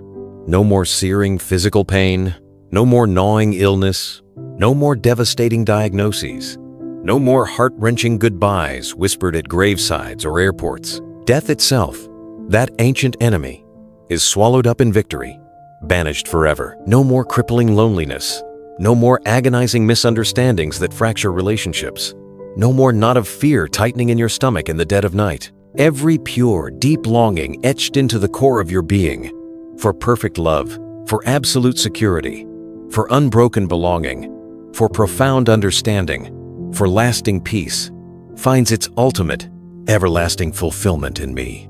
It is the consummation of our love story, written in grace and sealed with my blood. You will see me, not through a glass darkly, but face to face. You will know, even as you are fully known, loved without reservation or shadow. And the joy, oh, the joy, a joy so profound, so all-encompassing, so vibrant and eternal, that the deepest sorrows of this fleeting life will seem like the faint, forgotten memory of a bad dream upon waking into the dazzling, is not merely a future escape hatch, a fantasy to retreat into when the present becomes too much. It is a dynamic, active, present force, a wellspring of strength for your daily walk. This assurance breeds a supernatural resilience within you. It allows you to endure hardship with a patience, a quiet fortitude that baffles a world consumed by instant gratification and despair. It fosters a loose, healthy grip on worldly possessions, achievements, and securities because you know they are temporary treasures, paling in comparison to the eternal inheritance being stored up for you. It fuels a holy courage, enabling you to stand firm, to speak truth, to love boldly, even when it costs you dearly, because the ultimate outcome of your story is utterly, irrevocably secure in my sovereign, loving hands. It infuses your present moments with eternal significance and a joyful urgency. Knowing your time here is a sacred stewardship, a fleeting opportunity to partner with me in bringing glimpses of heaven to earth, motivates you to live fully, to love extravagantly, serve faithfully, forgive relentlessly, and shine brightly, investing your life in what will truly last forever. Souls touched by my grace, acts of love sewn into the fabric of eternity, treasures laid up where moth and rust do not destroy. This hope anchors your soul, steadies your steps, and fills your days with purpose that transcends the temporal chaos. And this vibrant hope, this foretaste of glory, is not a distant dream, but a present reality made tangible through the indwelling presence of my Spirit. The very first fruits of your eternal inheritance, the living guarantee of the homecoming that awaits, the Comforter who even now whispers the language of heaven into your spirit, making the unseen future a palpable source of strength in the tangible now, the down payment of the fullness to come, the one who brings the reality of your true home into the very heart of your present journey, transforming not only your perspective, but empowering you to live as a citizen of that kingdom here and now, a beacon of that eternal dawn breaking through the present darkness, a living testament that the future glory has already begun its invasion into the brokenness of this age, through the quiet, powerful work of my Spirit, living and breathing within you. Let us speak now of this most intimate mystery, this most precious gift I have given you, my own Spirit, dwelling within your very being, not a vague force, not an impersonal it, not merely a complex doctrine, but a person. The third person of the eternal Godhead, my very spirit, sent to be your constant companion, your unfailing counselor, your mighty advocate, your tender comforter with you, in you, every single moment, until you step across the threshold into my eternal embrace. He is the quiet, powerful invasion of heaven into your present reality, the down payment of your glorious inheritance, the very life of the vine flowing into you, the branch, the divine artist reshaping the landscape of your soul from within. In the midst of the trials we walked through, the furnace you felt consuming you, it is He, the Comforter, who applies the balm of my fathomless peace directly to the raw, aching wound of your heart. When weariness weighs you down like stone and words fail, when your spirit feels too bruised to even form a coherent prayer, it is He who comes alongside. He intercedes for you with groans too deep, too profound, too sacred for human language, carrying the unutterable ache of your soul straight to the Father's heart, translating your silent tears into perfect petitions. And He is your counselor, the quiet whisper of wisdom cutting through the cacophony of your confusion, the inner teacher who illuminates the truth of my word, making it suddenly alive, relevant, piercingly personal to your exact struggle, shining light onto the path, just one step ahead when the rest remains shrouded. He is the gentle, persistent nudge, guiding your steps away from the precipice of folly and onto the narrow path of life. He knows the way intimately. Learn to discern the subtle pressure of His hand, the quiet resonance of His yes or no within your spirit. He is the master weaver, patiently untangling the knots of your misunderstandings and showing you the grand design forming amidst the apparent chaos. When you feel utterly inadequate, weak, trembling with fear about stepping out, about using the gifts I've planted within you, about facing opposition, or simply navigating the overwhelming demands of an ordinary day, it is He, your advocate and empowerer, who fills you with a holy boldness that is not your own, a courage that surprises you. When you stand tongue-tied before a challenge, unsure what to say or how to speak life, wisdom, or necessary truth, He gives you the right words at the right moment, words that carry my authority and my love, words that resonate with truth and grace. He is the inexhaustible source of the supernatural fruit that blossoms in a life connected to me, that deep, selfless love flowing even towards enemies, that resilient joy defying circumstance, anchored in eternal hope, that unshakable peace, anchoring you in the fiercest storms, that patient endurance that outlasts frustration, that kindness flowing freely without expectation, that inherent goodness reflecting my nature, that steadfast faithfulness through seasons of drought, that gentle strength that disarms hostility, that self-control mastering destructive impulses. Every time you love the unlovely, every moment you choose joy amidst profound sorrow, every act of courage that surprises even you, every instance of patience stretched thin yet holding firm, this is tangible, undeniable evidence of His power alive and dynamically at work within you. It's not you mustering goodness through gritted teeth. It's His resurrection life overflowing from a surrendered vessel, a miracle unfolding in the mundane. He is the strength in your weakness, the wisdom in your confusion. This deep, conscious, vibrant friendship with my spirit is not reserved for mystics or scholars cloistered away. It is the simple, sacred rhythm intended for every surrendered heart, moment by precious moment. Begin your day by consciously acknowledging His indwelling presence. Good morning, Holy Spirit. I welcome you. Fill me today with your presence, your wisdom, your power. Lead me. Throughout the relentless clamor of your hours, the demanding emails, the traffic jams, the difficult conversations, the endless chores, practice pausing, even for a breath. Tune your inner ear, like a radio dial, carefully seeking a clear signal amidst static, to listen beneath the world's deafening noise for His quiet promptings. It might be a sense of restraint holding you back from a harsh word, a sudden clarity illuminating a solution, a compelling, unexpected urge towards kindness for a stranger, a deep conviction about a hidden compromise, or simply a profound sense of my nearness washing over you in the midst of chaos. Ask for His help specifically in real time as needs arise. Spirit, I need your patience with my child right now. Mine is gone. Holy Spirit, show me how to truly love this difficult colleague who just criticized me. Counselor, guide me in this decision weighing on my heart. I feel lost. Comforter, hold me. This grief is overwhelming. It is a daily, moment-by-moment yielding not my will, not my strength, not my wisdom, but yours be done through me in this situation. It's an intimate partnership where you offer your humble willingness, your available hands, your open voice, your surrendered mind. And He supplies the supernatural wisdom, the divine power, the very essence of love required. It's a sacred dialogue, a continuous dance of dependence where you learn to move in step with His gentle leading. And as you walk in this conscious, deepening communion, consistently yielding to His gentle guidance and drawing moment by moment on His infinite strength, something profoundly beautiful, something undeniably supernatural, begins to stir and shift within the deepest chambers of your heart. Old desires, once compelling and seemingly immovable, the craving for approval, the hunger for more possessions, the thirst for fleeting pleasures, the addiction to control, the bitterness nursing old wounds start to lose their fierce grip. Their allure fades.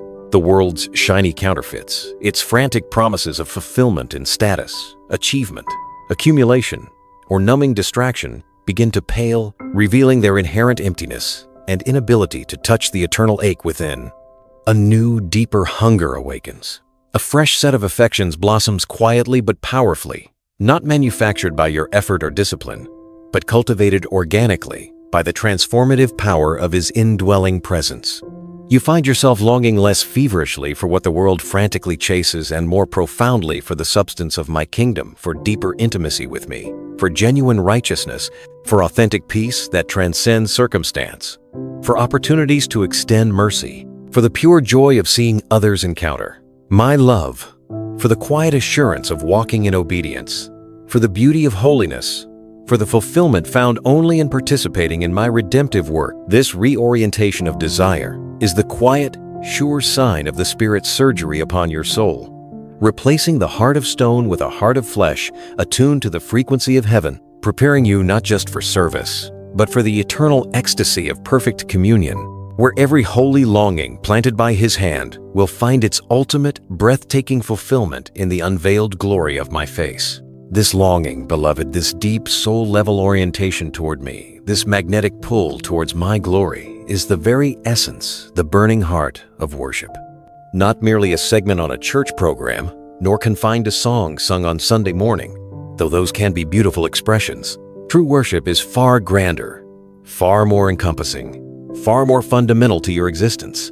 It is the soul's whole being response of awe, reverence, and adoration to the unveiled reality of who I am. When you glimpse my holiness utterly pure, infinitely set apart, my fathomless love sacrificial, pursuing, unchanging, my perfect justice righteous and true, my bottomless mercy reaching into your deepest failure, my omnipotent power holding galaxies and healing broken hearts, my omniscient wisdom understanding every hidden motive, my breathtaking beauty radiant, life-giving, the source of all that is good and lovely, and your spirit gasps, bows, and overflows with love. That is worship. It is the conscious, willful act of taking the focus entirely off your swirling problems, your pressing needs, your anxieties about performance, even your own spiritual journey, and placing it wholly, gratefully, upon the staggering magnificence of my being. It is the soul declaring, "You alone are worthy." This posture of adoration, this heart turned towards me in wonder, transforms everything. It sanctifies the mundane, turning every ordinary act into a potential vessel of profound worship. The parent, exhausted yet tenderly wiping a fevered brow at 3 a.m., offering that act of love as service to me, that is worship. The employee, unseen by any human eye, choosing integrity and excellence in their task, doing it as unto the Lord, that is worship. The artist, striving with brush, word, or note to capture a fragment of truth, beauty, or hope that reflects my creative heart, that is worship. The friend, swallowing pride and extending costly, undeserved forgiveness, mirroring my grace, that is worship. The quiet pause before a simple meal, acknowledging my provision with genuine thanks, that is worship. When any act, great or small, is performed with a heart consciously oriented towards me, offered in faith for my glory and not merely human approval or personal gain, it rises as a holy and pleasing aroma, a sacred incense before my throne. Your entire life becomes an altar. Understand this deeply. Your heart was crafted, hardwired, for worship. It must adore. It must ascribe ultimate worth. If it is not centered on me, the one who is eternally worthy, it will inevitably attach itself to lesser things, elevating them to the place only I should occupy. The world clamors ceaselessly for your worship, offering glittering counterfeits. See them for what they are.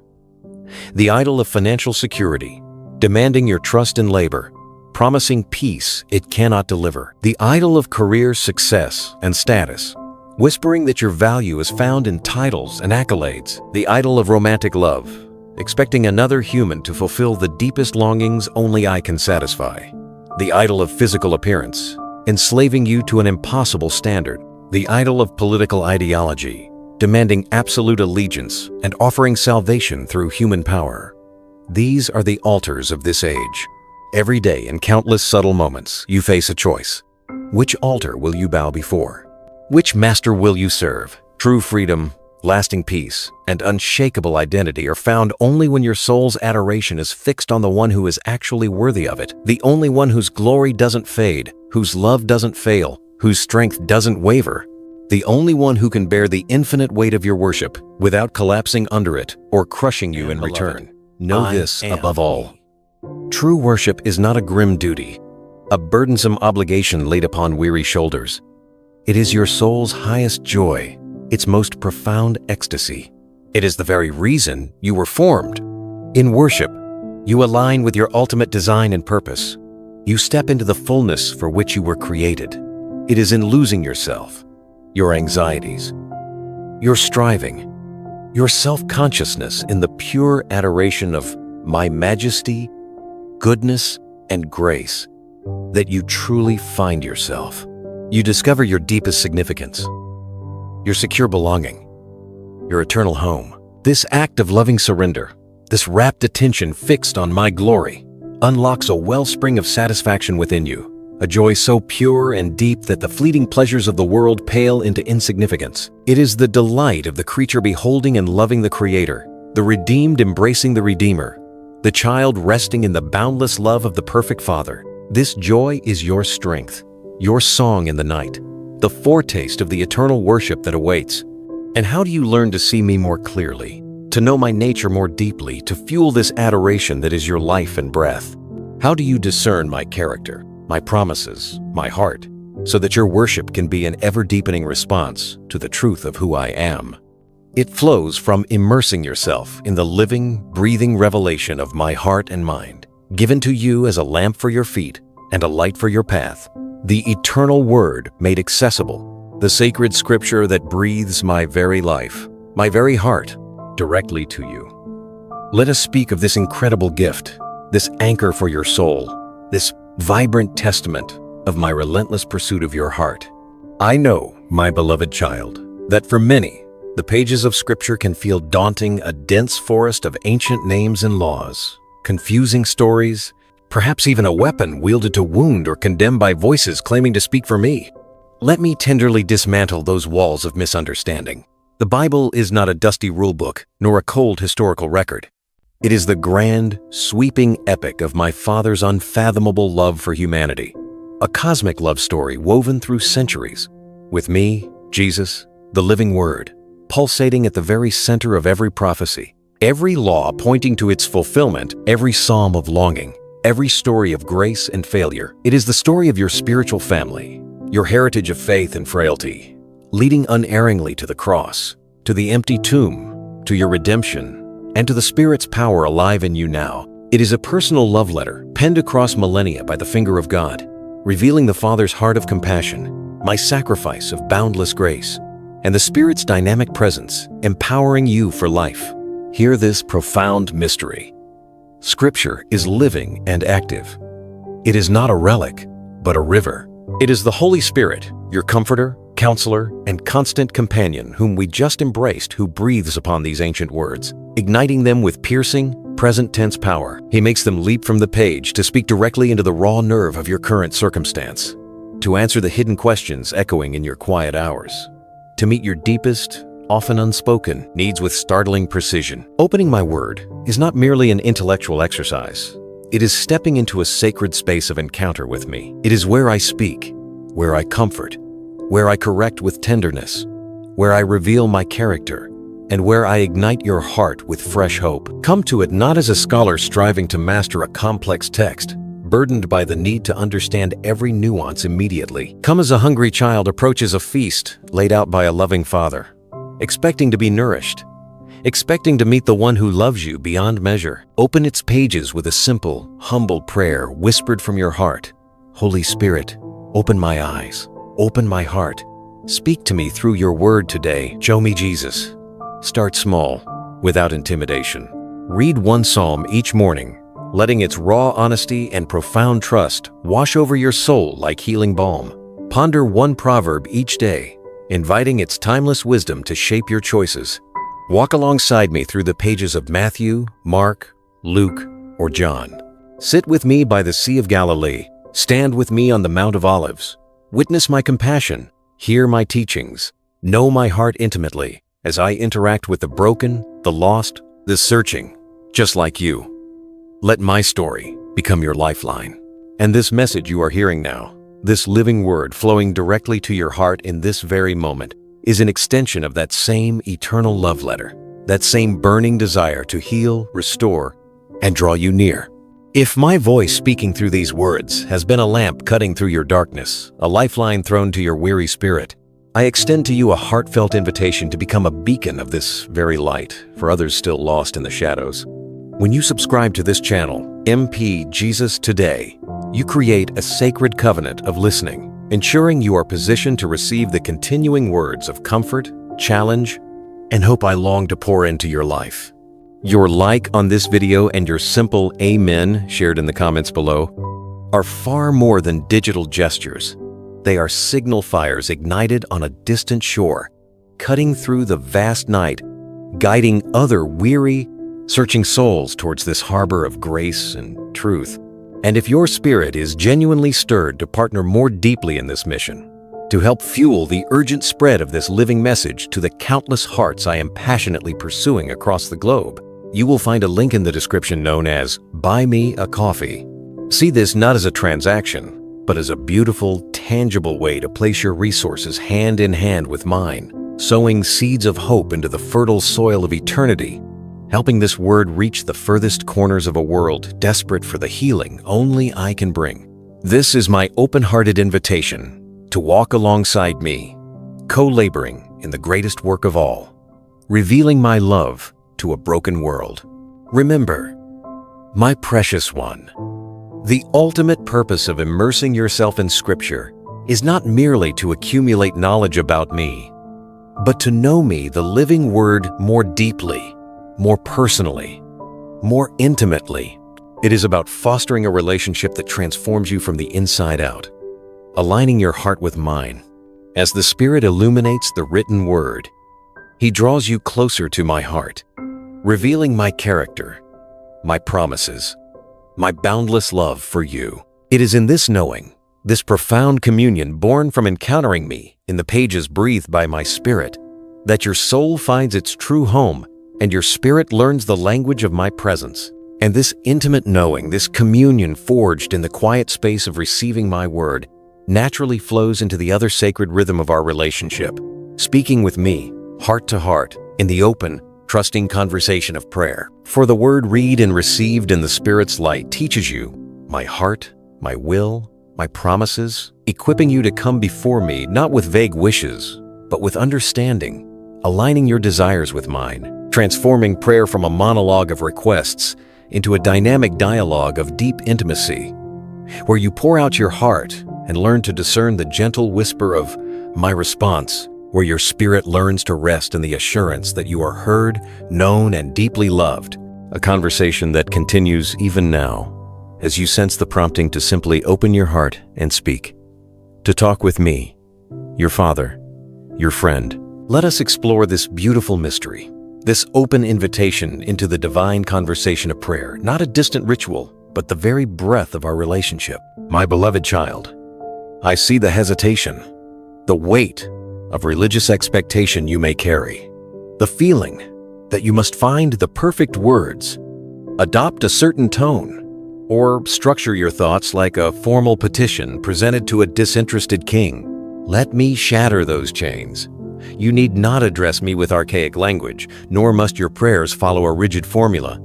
I am not impressed by eloquence, but moved by authenticity. I am your Abba, your Papa, and I lean in, my heart captivated.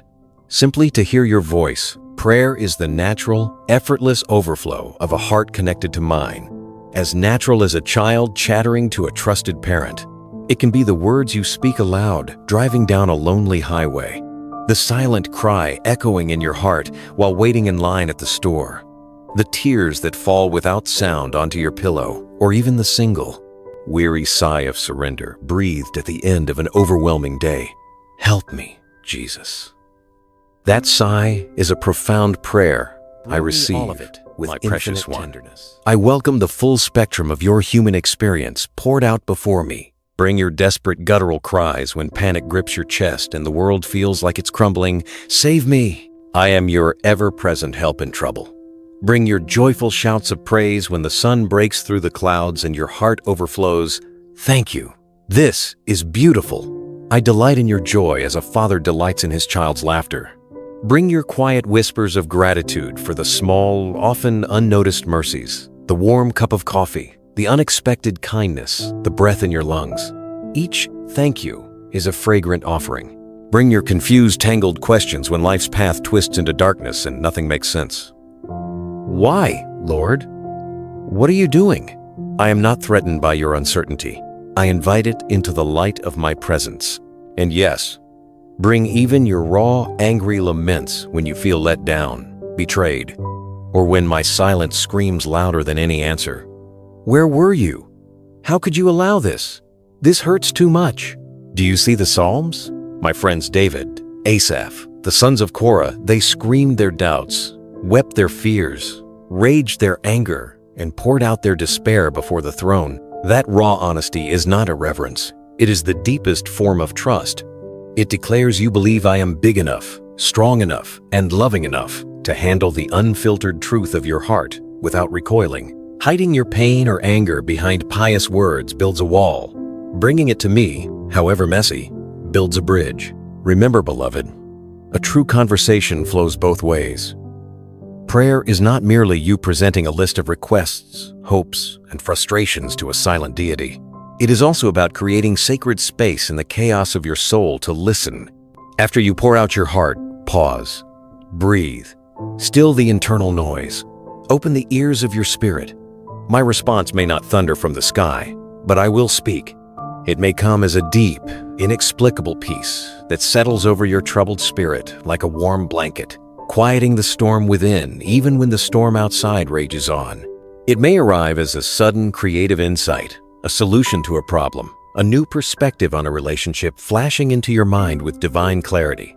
It might be a verse of scripture, brought vividly to your remembrance by the Holy Spirit, that pierces your situation with perfect, timely relevance. Or it could be a subtle, gentle shift within your own desires or attitudes, a softening of resentment, a surge of compassion where there was indifference, a newfound willingness to forgive, evidence of my spirit reshaping your heart from the inside out. Listening is an act of faith, trusting that I am actively communicating with my beloved child. And while my specific answers to your requests, the yes, the no, or the patient, wait, trust me, may not always align with your expectations or your preferred timeline, know this with unshakable certainty. My fundamental, unwavering answer to every sincere prayer you utter is the gift of my unfailing presence. I am with you. I always hear the cry of your heart. Even when it's wordless, I always care deeply about what burdens you, even when the answer unfolds slowly. And I am always, perpetually with you, Emmanuel. I walk beside you through the valley, sit with you in the darkness, and celebrate with you in the light. I am weaving every thread of your life, the joyous, the painful, the confusing into a tapestry of redemption, working all things together for your ultimate eternal good and for the glory of my name. The greatest miracle prayer often unlocks is not an immediate change in your circumstances, but the profound transformation forged in the furnace of our ongoing conversation, a deepening intimacy that anchors your soul, an unshakable trust, born from experiencing my faithfulness again and again, a quiet confidence that transcends understanding. This communion, this constant turning of your heart towards mine, in honest dialogue and expectant listening, becomes the bedrock of your existence, the wellspring of a peace that persists even when the ground beneath you seems to tremble, a peace that flows not from the absence of trouble, but from the absolute assurance of my nearness and my sovereign care, a peace that equips you to face the uncertainties of tomorrow, not with dread, but with a quiet, resilient confidence, rooted in the unbreakable bond we share, a confidence that whispers the truth of who you now truly are. It whispers, "You are a child of the King." Beloved, let us step fully into this breathtaking reality, this core truth that reshapes everything. You are not merely a forgiven sinner clinging to hope, nor just a humble servant performing duties. You are an adopted, cherished, royal child of the King of the universe. The Spirit you received brought about your adoption to sonship, and by Him you cry, "Abba, Father." The Spirit Himself testifies with your spirit that you are God's child. Now, if you are a child, then you are also an heir of God and a co-heir with me. This is your unshakable, eternal identity. I see the shadow that still lingers over so many of my own, the orphan spirit. It whispers lies of scarcity and fear. You must constantly strive, perform, and earn acceptance. You live bracing for rejection, fearing punishment, feeling like an outsider peering into a feast meant for others. It drives you to grasp for security, to hoard affection, to define yourself by the world's fickle approval, operating from a deep well of insecurity, believing love is conditional and resources are limited. But hear the thunderous truth that shatters those chains. I have poured out upon you the Spirit of adoption. This is not a metaphor. It is a divine reality sealed by my blood and confirmed by the Holy Spirit dwelling within you. You are not an orphan begging at the gates. You are a beloved son, a cherished daughter, welcomed into the inner courts of the palace. You belong deep in your bones. Let this truth settle. Your Father delights in you. You have free, joyful, intimate access to His presence at any moment, in any circumstance. You live not from a place of anxious scarcity, but from the overflowing abundance of His endless, unconditional love. Your identity is secure, not because of your performance, but because of His pronouncement over you, mine. Your inheritance as a co-heir with me is not reserved solely for eternity. It is your birthright now. It means you walk into the very throne room of grace with confidence, not timidity, at any hour knowing you are received with joy. It means the fruit of the Spirit, love, joy, peace, patience, kindness, goodness, faithfulness, gentleness, self-control, are not distant goals to strive for with weary effort, but the natural family traits flowing from your connection to the vine, your birthright as a child of the King. It means you have been given authority, real, spiritual authority over the works of the enemy in your own life and mine. The darkness that whispers condemnation, fear, and addiction is trespassing on royal territory. You have the right to stand firm. It means the limitless resources of heaven, wisdom, strength, provision, grace are accessible to you through faith-filled prayer. Not because you deserve it, but because you are an heir to the kingdom. This royal identity transforms your very posture in the world. This is not a call to worldly arrogance or entitlement, but to a quiet, unshakable spiritual dignity. You no longer need to grovel for crumbs of acceptance or validation from a world that doesn't know your Father. You stand tall, knowing your worth is divinely decreed. You carry yourself as an ambassador of the Most High King, treating every person you encounter, the CEO and the cashier, the friend and the foe, with the inherent grace, honor, and respect befitting those who bear the image of God, reflecting your own royal standing. It means you can finally, resolutely refuse to live as a slave. Old patterns of sin that once ensnared you, they are beneath your dignity. Lingering shame that whispered you were unworthy, It contradicts your royal decree, crippling fear that sought to paralyze you. It has no authority over the king's child. You have been set free, not to wander, but to reign in life through me. A child of the king directly from this identity is your spiritual authority. Because you belong to me, because my spirit lives within you, you have been entrusted with my name, the name above every name. This is not a magic incantation, but the reality of delegated authority. You have the right, the responsibility, and the power to stand against the darkness in my name. You can speak my peace into chaotic storms, both within your own soul and in situations around you. You can declare the liberating truth of my word over the persistent lies of the accuser that echo in your mind or manifest in the world. You can be a willing conduit, a clean vessel, for my healing power to flow to broken bodies, wounded hearts, and captive spirits. This authority is never your own. It is always mine, flowing through you as you abide in me, your sovereign king. It is activated by faith, exercised in humility, and rooted in the unbreakable bond of your adoption. It is the authority of the beloved child, operating under the commission and in the power of the Father. As you grasp the fullness of who you are, not a beggar, but a beloved heir, not a victim, but a victorious child clothed in the righteousness of the King, you begin to see the world and the unseen forces at work within it with startling clarity. The spiritual battle that once seemed overwhelming now appears in its true light. Not a desperate struggle for survival, but the confident exercise of your royal authority in a conflict where the ultimate victory is already secured.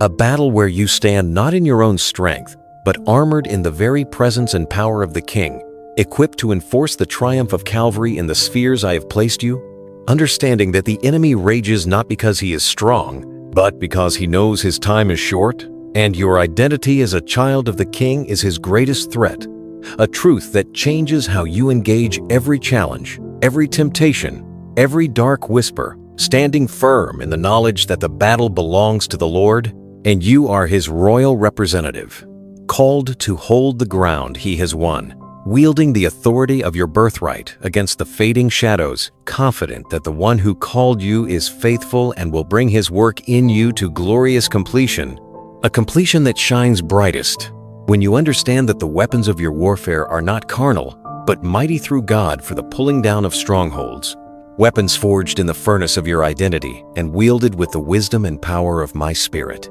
Let us speak plainly now, beloved, of the battle you are in, not a metaphor, but a tangible reality, and of the divine armor I have personally forged and provided for your protection and victory. I see the struggle you feel, the pressure, the confusion, the weariness, the persistent attacks on your peace and purpose.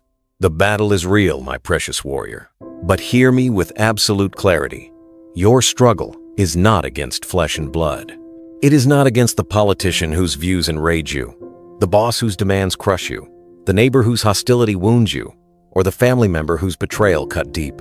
The true enemy, the source of the oppressive darkness, the orchestrator of the lies and chaos, is the spiritual forces of evil, the rulers, authorities, cosmic powers of this present darkness, and the spiritual forces of wickedness in the heavenly places.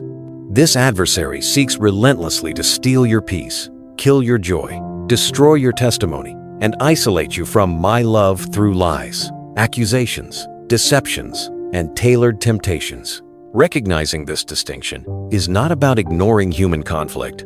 It is about fighting the true battle correctly, refusing to be drawn into the enemy's trap of directing your rage and fear at people who are themselves often deceived or wounded pawns in a larger war. Hold fast to this game-changing, life-altering truth. You are not fighting for victory. You are fighting from the position of a victory I have already decisively, eternally, and irrevocably won for you. At the cross, I disarmed the powers and authorities, triumphing over them. The empty tomb sealed their defeat. The war is over. The enemy is a doomed, cornered foe, raging in his death throes. Your role is not to win a desperate, uncertain struggle against overwhelming odds. It is to stand firm on the ground I have conquered, enforcing the triumph secured by my blood, resisting the enemy's attempts to steal what is rightfully yours. This changes everything. It transforms your posture from cowering fear and frantic scrambling into unshakable confidence and steadfast defiance. You are not a terrified victim.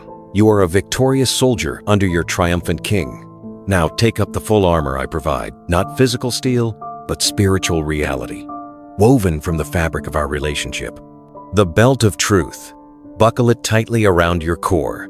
This is not merely intellectual assent to facts about me, but the experiential, unshakable reality of who you are, my beloved, adopted, royal child. This truth, your secure identity in me, holds everything else together. It cinches your spiritual garments, preventing entanglement in the enemy's lies about your worth, your belonging, or your future. When confusion swirls, grip the truth. I am his, and he is mine. The breastplate of righteousness. Wear it over your heart. This is not the flimsy, stained garment of your own attempts at goodness, easily pierced by accusation. It is the impenetrable gift of my perfect righteousness, credited to you, clothing you. It guards the most vital center of your being, your emotions, your will, your capacity to love against the enemy's most potent weapons, the searing arrows of shame, the crushing weight of guilt, and the insidious whispers of condemnation. When the accuser points to your failures, touch the breastplate. I am clothed in Christ's righteousness. I stand clean before God. The shoes of the gospel of peace. Strap them firmly to your feet. This is the readiness, the stability, the unflinching grounding that comes only from being reconciled to the Father through my sacrifice and living in the profound, unassailable peace I give you. It's not passive calm, but active readiness. Shod with this peace, you stand firm on shifting sands without sinking. You advance into conflict not with aggression, but carrying my peace as your foundation and your offering. When chaos threatens, plant your feet. I am at peace with God. His peace anchors me. The shield of faith, lifted high, constantly. This is not vague optimism, but your active, moment-by-moment trust in my character, my goodness, my faithfulness, my unchanging love, my specific promises. This living faith is what you raise to intercept and extinguish every single one of the enemy's flaming arrows targeted at your mind and heart. The arrows of paralyzing fear, debilitating doubt, crippling insecurity, isolating accusation, and tempting despair. When the assault intensifies, raise your shield. I trust you, Lord. Your word is true. The helmet of salvation. Secure it upon your mind. This is the protection forged by the unshakable assurance of your salvation, your ultimate deliverance, your eternal security sealed by my Spirit. It guards your thought life, deflecting the enemy's lies designed to make you doubt your standing before God. You're not really saved. God has abandoned you. This sin has separated you forever. The helmet of salvation declares the finished work. When doubt attacks, tighten the strap. I am saved, sealed, and kept by His power. Nothing can separate me. The sword of the Spirit. Grasp it firmly, the one offensive weapon. This is my living, active word, the scripture you have learned to cherish and encounter. It's not a ceremonial blade, but the very word of God, sharper than any physical sword. You wield it by speaking it aloud, declaring my truth to dismantle lies, resisting temptation with, "It is written," proclaiming what is true over what feels true in your circumstances or emotions. When the enemy hisses a lie, thrust the sword. Command echoing through this armor is clear. Stand firm. This is not a tentative shuffle. It is a posture of resolute, confident defiance. It means holding the ground I have already given you in your identity, your relationships, your mind, your calling. It means refusing to retreat into fear, shame, or old patterns of defeat. It is the posture of a warrior who knows the king has already won, who trusts the armor provided, and who understands that the battle's outcome is not in question. You stand, not in your own strength, but clothed in my victory, empowered by my Spirit, wielding my authority. You stand, and in standing, you enforce the triumph of Calvary in the sphere I have placed you. And as you stand firm, clad in this divine armor, wielding the sword of my word with the confidence of your royal identity, you begin to see the enemy's futile rage for what it is, the death throes of a defeated foe. His power is broken.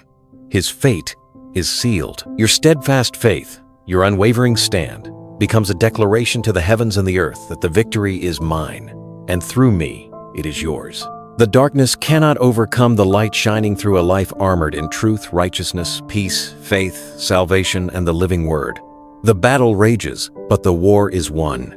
Your stand is an act of worship, a testimony to my finished work, and a participation in the ultimate overthrow of every enemy stronghold, culminating in the day when every knee will bow and every tongue confess that I am Lord, when the last echo of rebellion is silenced, and the fullness of my kingdom is revealed in everlasting glory. A glory where the very concept of battle fades into the radiant light of eternal peace, because the source of all darkness is cast forever into the eternal fire prepared for him and his angels. His end is sure, my beloved. And precisely because his time grows desperately short, our time together in this fleeting age is immeasurably precious. You are called now to live suspended between two glorious realities, a joyful, soaring hope that lifts your spirit like wings, and a holy, loving urgency that anchors your purpose firmly in the now. Lift your eyes, then, beyond the smoke of the present battle, beyond the weariness of the journey, and fix your gaze unwaveringly upon the brightest, most radiant promise, igniting the horizon of eternity. My return. Do not hear this as a threat whispered in shadows to induce fear, but as the triumphant shout echoing through the corridors of time and space the day all creation groans for in eager expectation, the ultimate, long-awaited homecoming for every pilgrim soul who has walked this foreign land by faith. Picture it, my cherished one, the very fabric of the sky parting not with terrifying destruction, but with an eruption of unimaginable glorious splendor, as I, your bridegroom, descend not to bring condemnation, but to gather unto myself my beloved bride, the church, radiant and spotless, and you, perfected in my love, held securely within her embrace. This is the final, breathtaking consummation of the eternal love story written in blood and sealed by resurrection. It is the moment I, myself, will step forward, tenderly, personally, to wipe away every single lingering tear from your eyes. Tears of sorrow, of loss, of betrayal, of unanswered questions. The instant every scar etched by suffering is transformed into a testament of divine glory.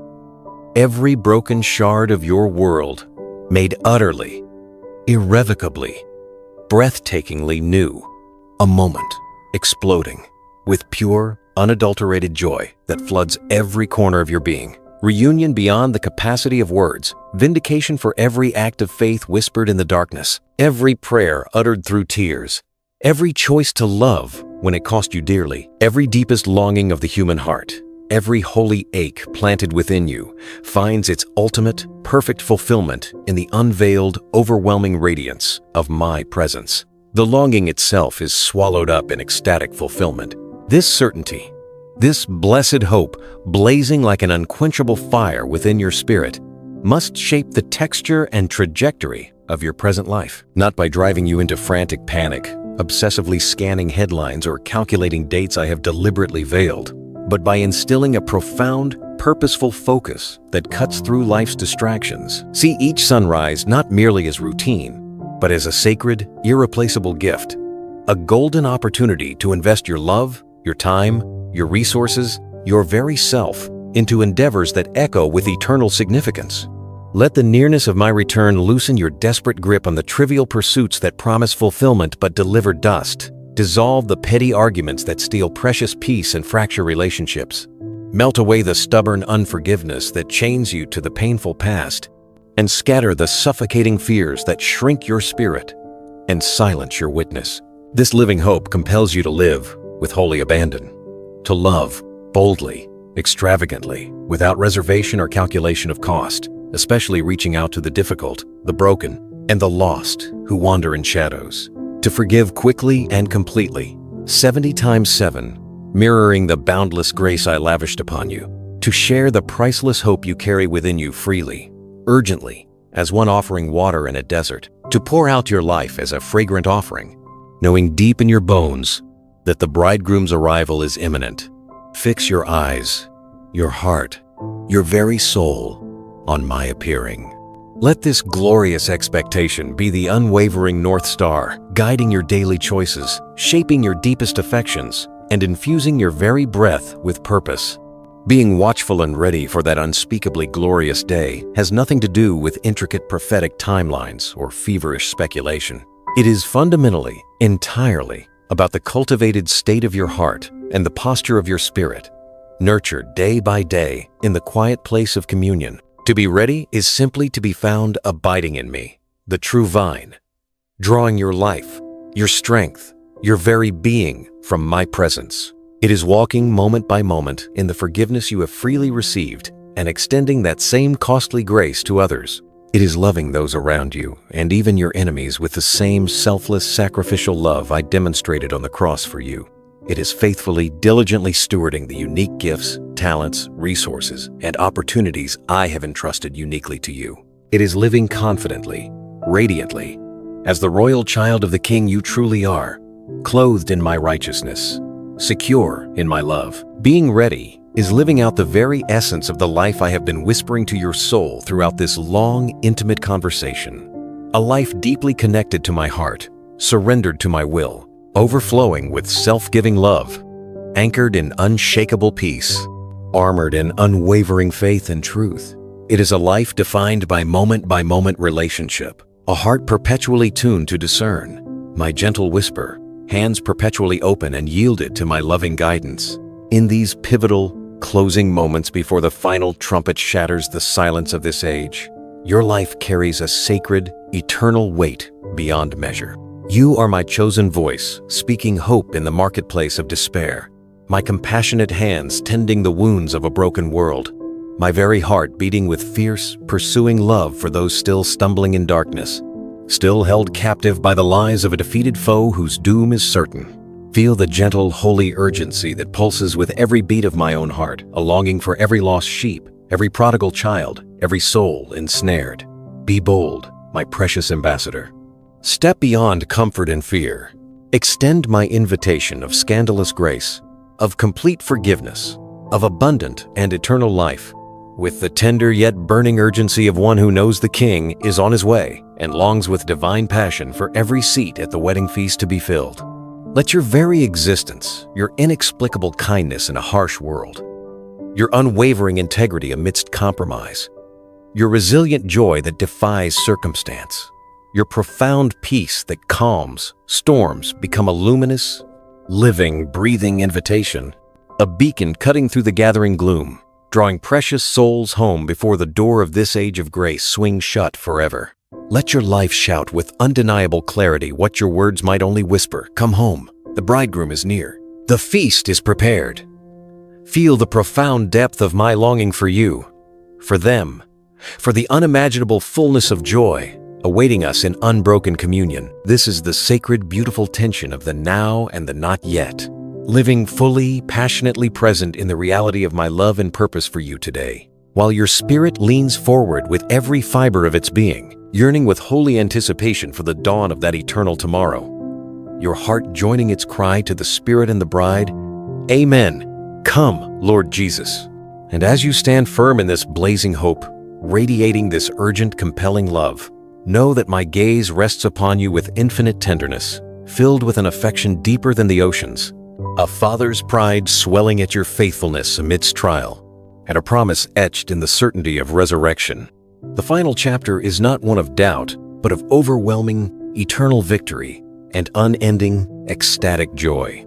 I see you, my beloved warrior, my radiant bride in waiting, shining like a star in the deepening twilight, and my heart overflows with a love that will never let you go. That day, a love that will carry you home, my beloved. Walk in the full and glorious assurance of this love. Let it be the very air you breathe, the ground beneath your feet, the song resonating in the deepest chamber of your heart. For this is the truth that anchors you. You are seen. Every hidden ache, every unspoken tear shed in the lonely hours, every secret shame you thought buried too deep. I have seen it all, and my love for you burns only brighter. You are known, not the curated persona you present to the world, but the real you, the fragile hopes, the whispered fears, the unique spark of my image within, known completely, cherished infinitely.